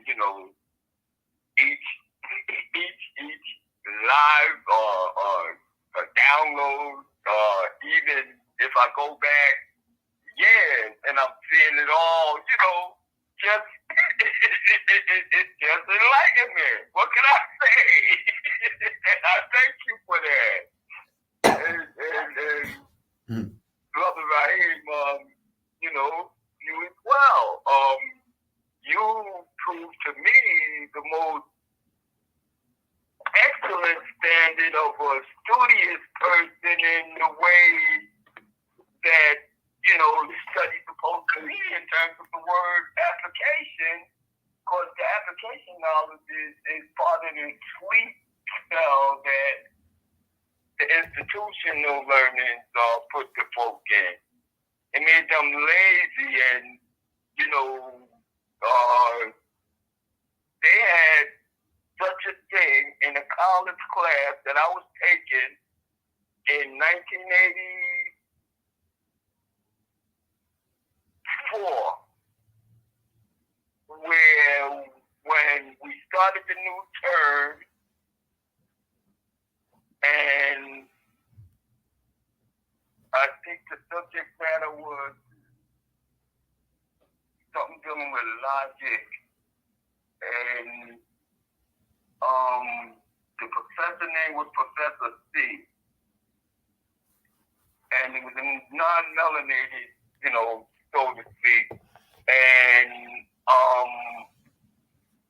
when I got my schedule and I was telling, some of the folks around me who I had, they claimed to me that that's a C and D professor. I said, what? Yeah, anybody who takes that class is only going to get a C or a D. I said, man, y'all must be crazy. How you going to tell me somebody could pre-give you a grade? What does that even mean? You're telling me I'm going to go study and I'm going to just make it, huh?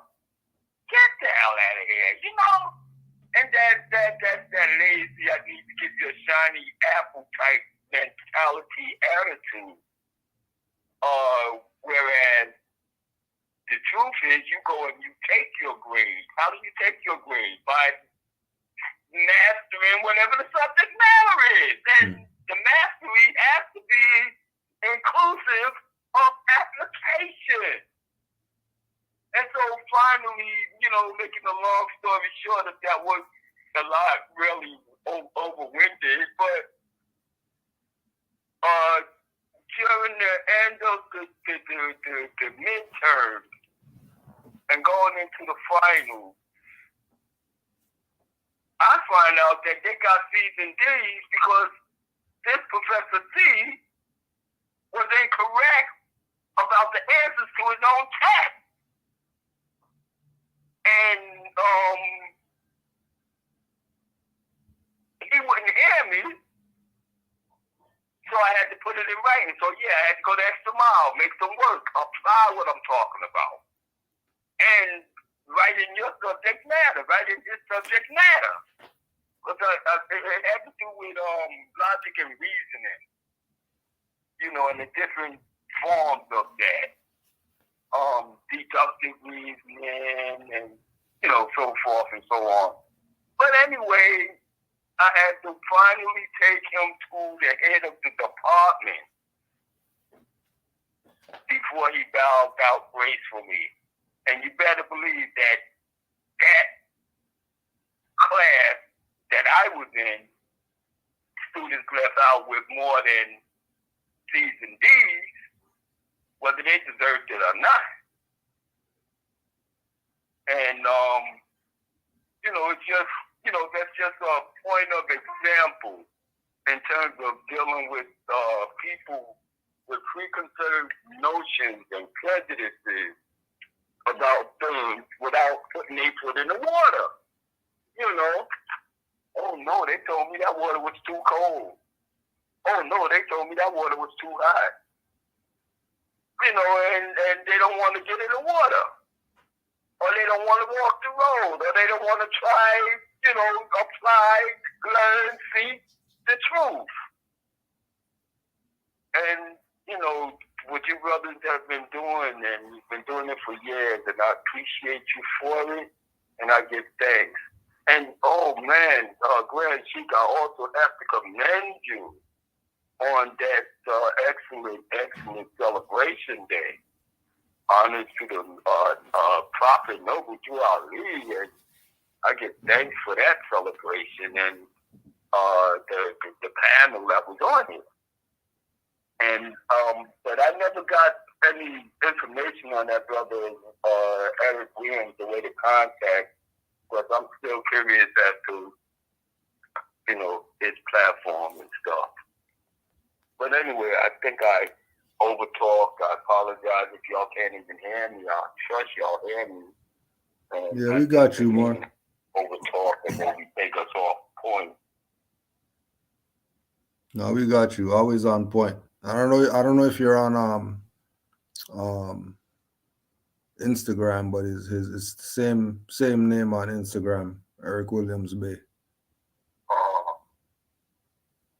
No, I'm not, but right now I'm getting ready to deal with all that virtual stuff, so I guess I gotta start getting on these things, huh? Yeah, so somewhat. Yeah. But yeah, and when you put his name in the search, they have this character that comes up, and sometimes it's not even the same name, but they're dealing with somebody in a criminal aspect. Yeah. And I'm saying, oh man, there they go with that click trick again. Yeah. And you know, that's the same way they do with the books, brother writing. That's the same way they do with the books. Sometimes, you know, they have them like at the local public library over here.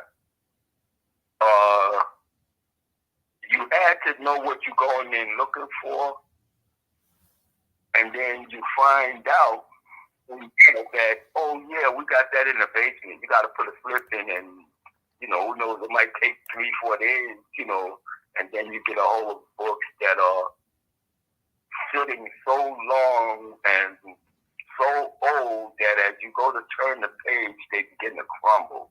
Mm-hmm. You know, and you know, and I missed that experience because I haven't been down there in a while. But it's a beautiful experience, and the information, oh man, gold mine.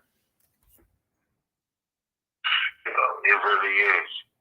You know, and it's like that's why they don't let those jewels really out of the building. Like you really gotta kind of get it yourself because they be having like the top. You know what I mean? Like it's funny. I see people. They like, yeah, I got the history of the Moorish Empire in Europe. Volume 1, 2, and 3. You know, I'm not knocking it. The information is information, but that book is so special because of its original print, right? Like, Yeah. so like, it's different. It's different. It's just different. Like when you get in the page with the gold trim, like you know what I mean? Yeah. The gold leaf. I don't know. It's just something different about the book. You know what I mean? Just the way it's worded, just the topics that they speak on, the manner in which they speak on them. I mean, wow. Yeah. Like you're turning gold leaf pages, and it's real gold. You know what I mean? Like on the page outlines, and you're like, damn. You know, it's just something different. You know about that, opposed to reading it like, you know, online or a different version. You know what I mean? And even with the Moorish Empire, when you see how it's crafted in its original form and it's all green and gold trim, like it's special, man. Like, so I don't know, man. But the information is the information. I just think that that's a certain craft. Like that meant so much and still means so much as far as communication goes, right? Like to be able to just feel that, you know, material on the cover, as opposed to just eye test. It's just different, bro. And like you gotta scroll to get to the next page. When you could flip a book page to wherever and might just get your message. Mm-hmm. Just be like, oh, I ain't even mean to open to this shit. That's what I needed to know. Let me close that and get back to this later. You know what I mean? Yeah. That was my message. You know what I mean? And you just, it could be like that sometime, I think. But yeah, man. So I don't know. I just felt like something about that. You know? Yeah. Islam. So yeah, with that being said, if nobody else wants to add on or whatever, we can keep it going, or however it goes out. Yeah. Yeah. I think we touched it today. I think we touched it. Yeah. Well, I would say this though, before we, peace off for tonight. Etymology is also a very important part of learning, like in how to study effectively. It can't be stressed enough. I didn't make this up. I've been taught. We all been exposed to this information. Most Moors, etymology is key. Because even when you're reading that old stuff, man, if he's saying some stuff, you need to know, and that's emphasized enough. Some of this history and knowledge and books, you can't Google book it. Like it's not online like that. Yeah. That's what makes it good. Yeah. Like it's not. That's crazy. Yeah. And knowing that that's a plan. You know what I mean? That's a plan. That's why we talked about the book burnings, and this whole digital wave, that know that it's a plan. Just like somebody sent me the thing about the US patent on TVs or monitors or whatever being for nervous system manipulation. Like it's a plan. This is not some stuff that, the technology of the whatever. No, they're trying to dumb your ass down. This is the whole point of going and studying. This is the whole point of, like the more was saying, you go to these learning institutions and then you're not challenging the teachers or whatever. You're just going with what they told you. You're probably going to be brainwashed. More than likely, they're about to take your mind from you. So you should have some mechanisms in place where you can go to counteract what they're doing, especially more so now than even back then. Because back then you didn't have any options. You're either going to the lecture or you're going to the library to go study. That was it. And they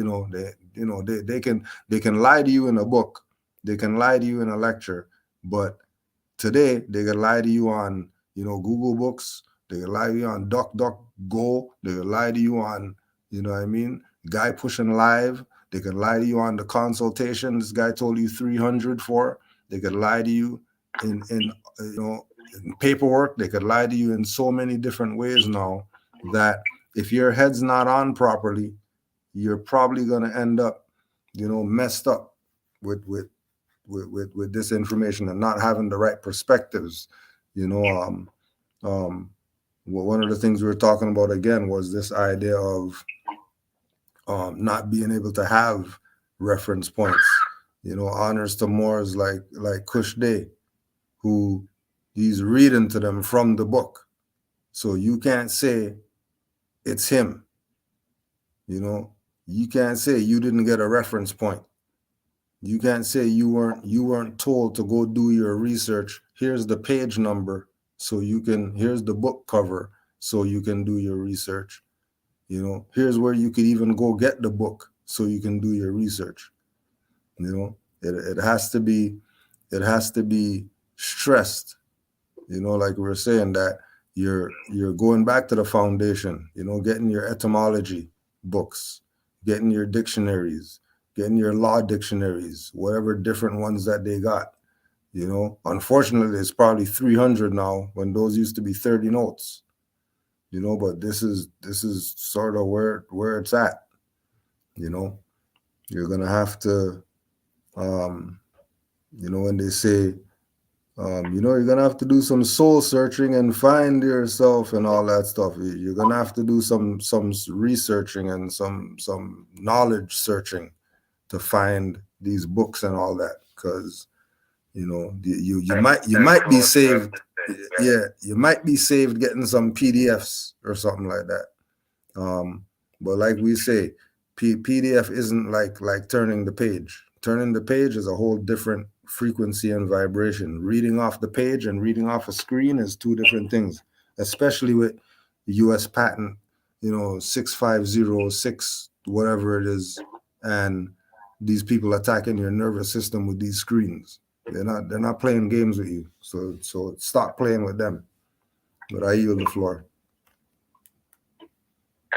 If I might build though on that, is that on one hand, part of their war game,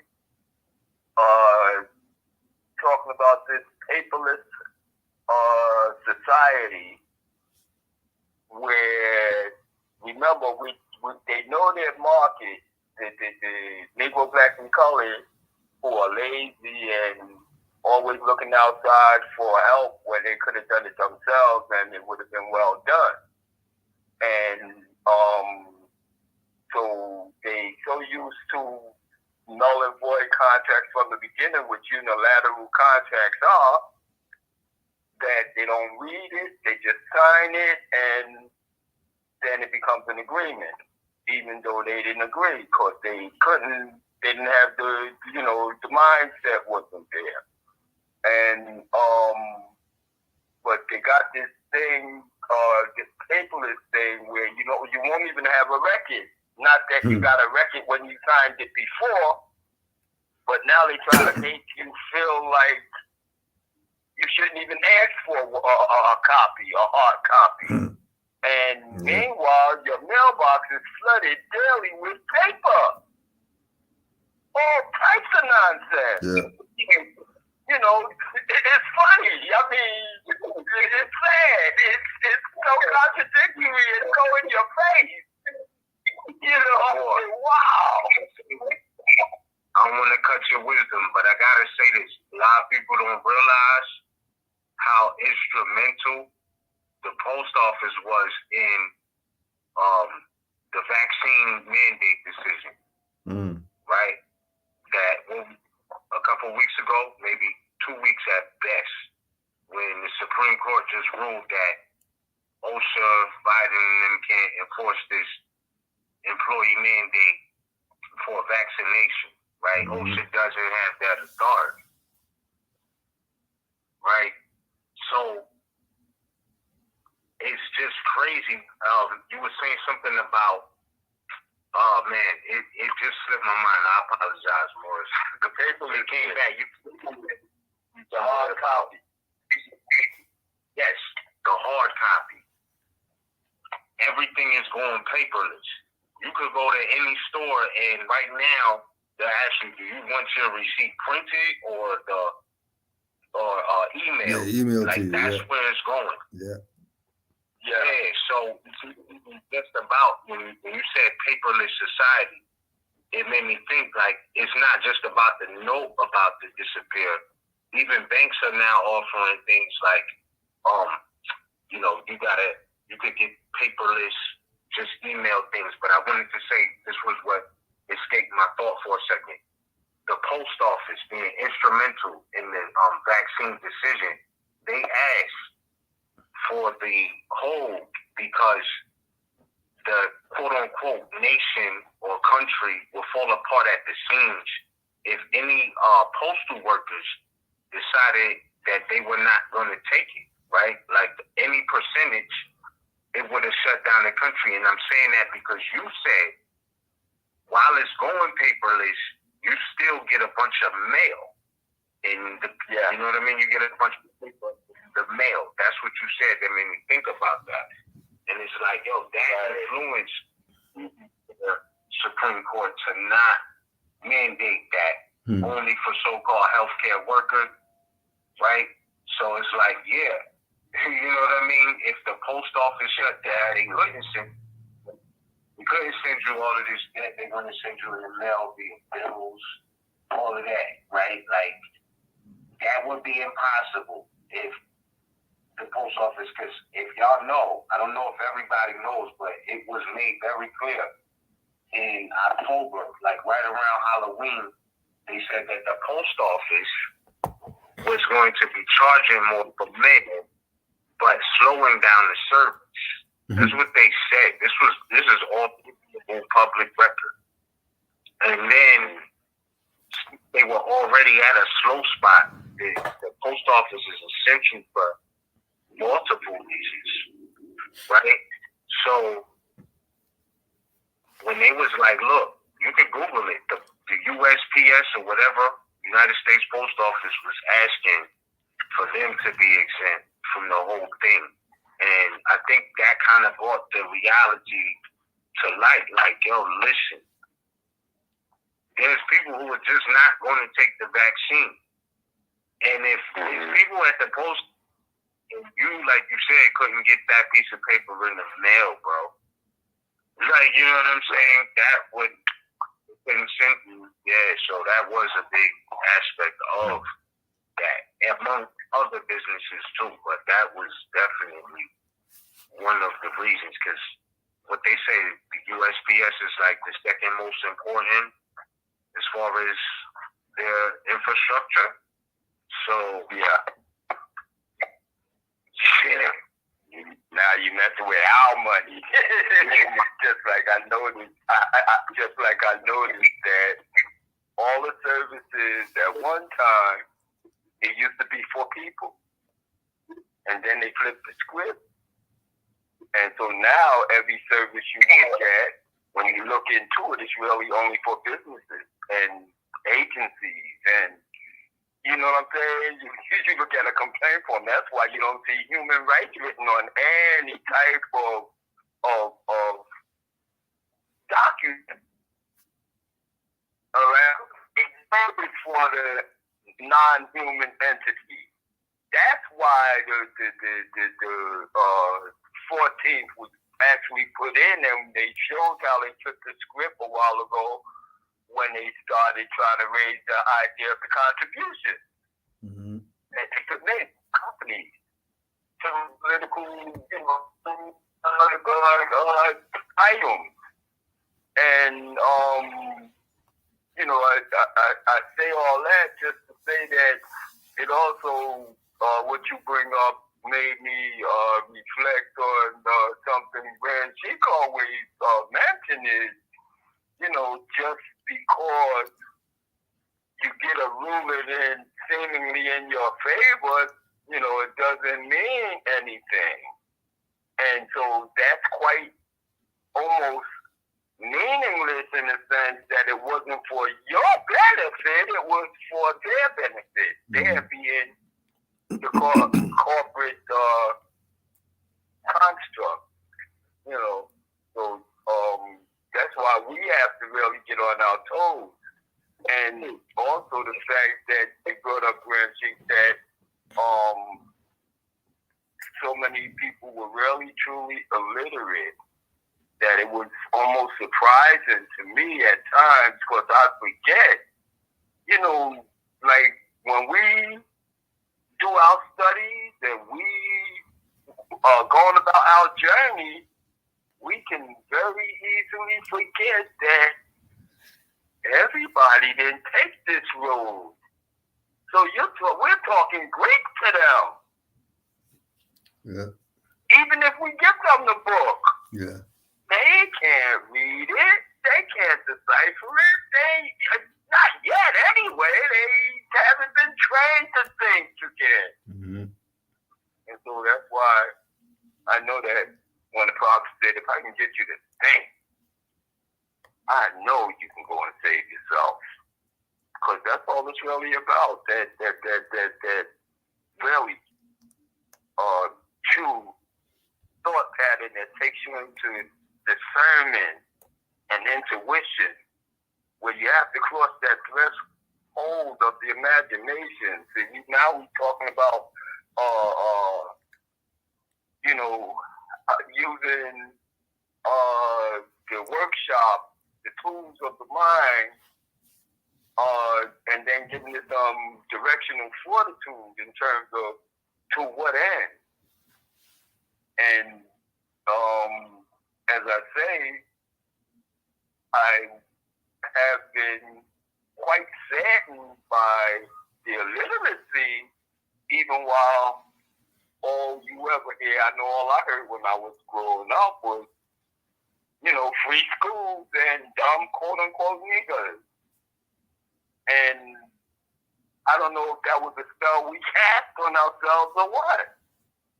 Mm-hmm. And, combined with the whole educational platform that, they had set a purposeful dumb down you agenda from the beginning, but still, like I say, I don't know, like, sometimes I just forget that everybody they haven't exercised enough in order to have those muscles necessary for thinking through and deciphering and comprehending and so forth. And then when God legalese and stuff and treating everything from medicine to food as if it's so complicated, it's too complicated for you, so you got to come to us. We the experts. And here it is. I send you tell me you have an ailment or a problem. I send you to get a particular juice, and you come back with a container full of something, and shit is on the big letters. You never read the other small letters under there, or the ingredients. And you think you got the same thing. No, I didn't send you for that. It's amazing. It's so simple and yet so difficult to realize that laziness, I don't know. If I can get you off that laziness and gratitude, that's why I think that seven principles of love is so important. And I thank you for I saw you using it the other day, and alongside with all the other connections to the principles that they come from. That was fantastic. Islam, my bad. Islam, I just wanted to say, man, when you was speaking about like exercising your right to step in, it just made me think, like even back to where we started at, like going to the library is kind of like going to the gym mentally.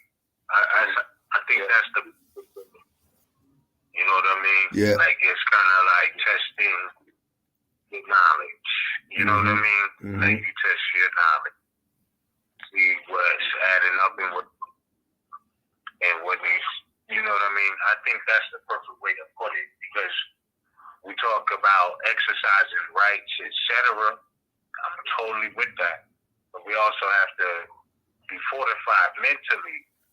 You know what I mean? About what the. So I kind of think like even when we know that we know that we just go in there to see how everything measures up to what we know that we know. Like you might know you might know what you're able to bench press, right? You could be bench pressing 300, but you know you could do that, but sometimes you just gotta do that to just make sure, right? Like so, you know what I mean? Right? I think like the same concept, just to, you know what I mean, exercise mentally for ourselves. I don't know. It might not work for everybody these days and times, like I said, but for me, I just feel like that's normal. Like, as far as studying and everybody having an opinion, and I get it, there's a lot to speculate, there's a lot to be sure of, just solid. This is nothing to speculate. It is what it is. But yeah, man, I just feel like when you know, see how what you know add up to what other people think to your own studies of Right. what, you know what I mean? Yeah, more. So, That's you know, right. exercise your, test your own knowledge, you know what I mean? Yeah. And I feel like that's all a part of self too. Like, you know, that it should be something adding up somewhere else, you know what I mean? Like, on a public record, like, you know, if you, it has to be, you know what I mean? And it has been the whole time, so it's just like, you know, we got to get to that. But again, I'm not saying dismiss the convenience of today. It's just like certain things, man, it's very obvious. When they say that people were brown skin and all of that, and this is public record. This is not Moore's, Harvey Bay Publications, anybody saying that this is actual facts. So, like, you know, don't be mad at us. Just understand, like, these are facts that have been shown and proved. So, you know, I'm just saying, like, it's interesting. It's very interesting because communication is crazy right now. It's crazy. But, yeah, man, I just feel like that, like, you know, just to, you know, check on yourself, basically, in the sense of just testing what you know, because it's not hidden. All the stuff that got the real good information in it, you can't take out. So you got to kind of ask for that. Like, read the books on the history of this specific place. If you studying, you know what I mean, territory-wise and historical-wise, they're all going to give an account that the original people were brown skin, melanated skin, so-called blacks, blackamoors. This is not like something we made up. You know what I mean? So if you want that reference, you know what I mean? But I don't feel like anything is in error as far as that is concerned. You know what I mean? Moors are the original people here. Shit.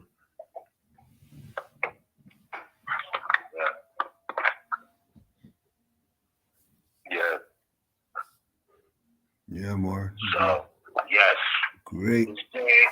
I want to say in closing, I just want to say this was a great bill for sure, but just anything I want to add on in closing, the floor is definitely open for that.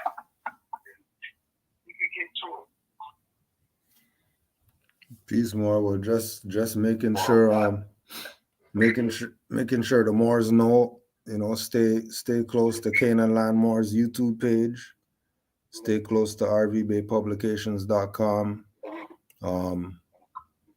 Moorish News WordPress, and know that if you made it this far, if you made it to this place right here of knowing about, you know, your nationality and your birthrights and studying and finding out more, and you're inspired and you're you know, intrigued by this you know, school of thought, by this nation, by this information, you know, stay on it. You know, don't fold. It might seem a little crazy. It might seem like a lot, but don't give in. And again, honors to you, Ms., for, you know, us having this platform, so we're able to put out, you know, where we're vibrating at, because we know that we have some influence, and using the influence correctly is part of the divine plan. So peace and love to all the Moors in the chat and all the Moors worldwide, and honors to all the mothers out there. I yield the floor. Islam.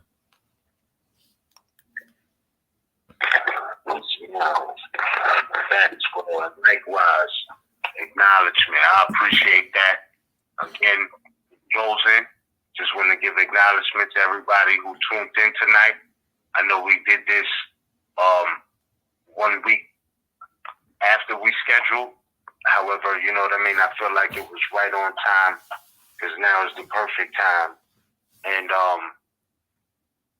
man, it's a lot of revelations that's been here, but we're definitely getting into where this thing is going just in the world in general, with all of the aspects, the history, the present, what they're trying to manipulate the future. Like, you know, this is a time to be alert, you know, not just woke, but alert, you know. And I feel like no matter how it go, either way it go, I think the prophecy is real that when it starts back up, it's going to be in the favor of the Asiatics, because it was all prophesized at these times. Yeah. And the wheels of industry will stop. You know what I mean? And just studying the now too. Don't forget, even though sometimes we gotta go back to be in the present, to come back to be in the present, or, you know, because remember, it's backwards through the ages. Masterminds could trace themselves, but when you look at the picture of self, where are you right now? Right? So remember that we're living in quote-unquote historical times, or quote-unquote unprecedented times, as they like to say. You know what I mean? So let's, as much as we study, and we need to, you know, because some of this stuff is allegedly unprecedented, but it's only unprecedented in this lifetime. But a lot of this stuff that's going on now has already happened. Like they were speaking about, I'm sorry, going back to just what they had on record at the library before we go. They was talking about how the indigenous people were doomed upon meeting the Europeans on these shores because they came with diseases. These are all facts, not nothing to, you know, people about, but this is real talk. Like, this is not my opinion. This is actually factually, historically documented in many places. Also, Ellis Island. I mean, I know the world is different now because of the quote COVID and all of this, but you know, if you can or you do have time to like dedicate to go get some information, even if you don't like read all of the books, go through all of them, you know, read some of them and just be like, when you go there, let's say, I just want to read about the books that you have about the history of the indigenous people here. Whatever they call them, don't worry about it. Just get the information, see what you can order, write down the book list from when you go there, and get your study on as well from that perspective, so you can have a well-rounded perspective, be able to refine. I'm not trying to tell nobody, you know, what they have studied isn't right and exact. I'm just saying, when you do that, you will find out a little bit more maybe about the stuff that they weren't teaching in the schools, but always had on like their county records. You know what I mean? Like, they got a little bit more, but they make sure they don't just put that in the curriculum. It's kind of ill.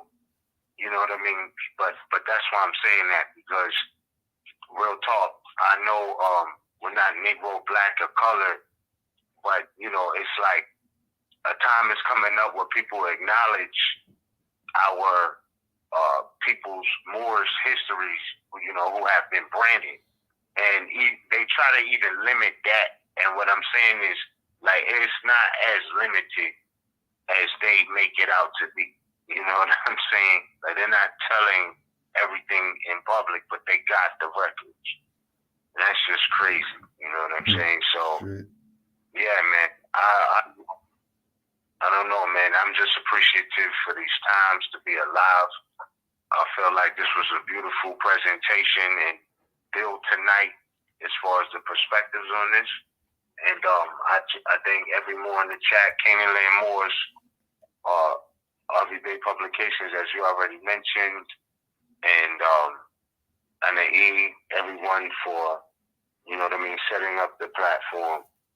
and us being able to do this. And we'll be back with more information. This is just the first installment of the 2022 time block. But there's a lot of new updates coming. So with that, definitely stay in tune. I know my mother is doing her civic session every Wednesday now.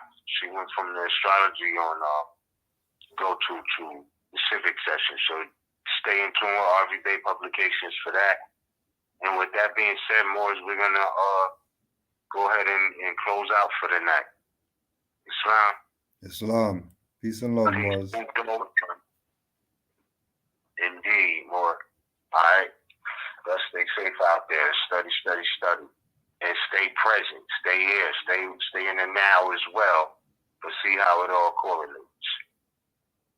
Islam.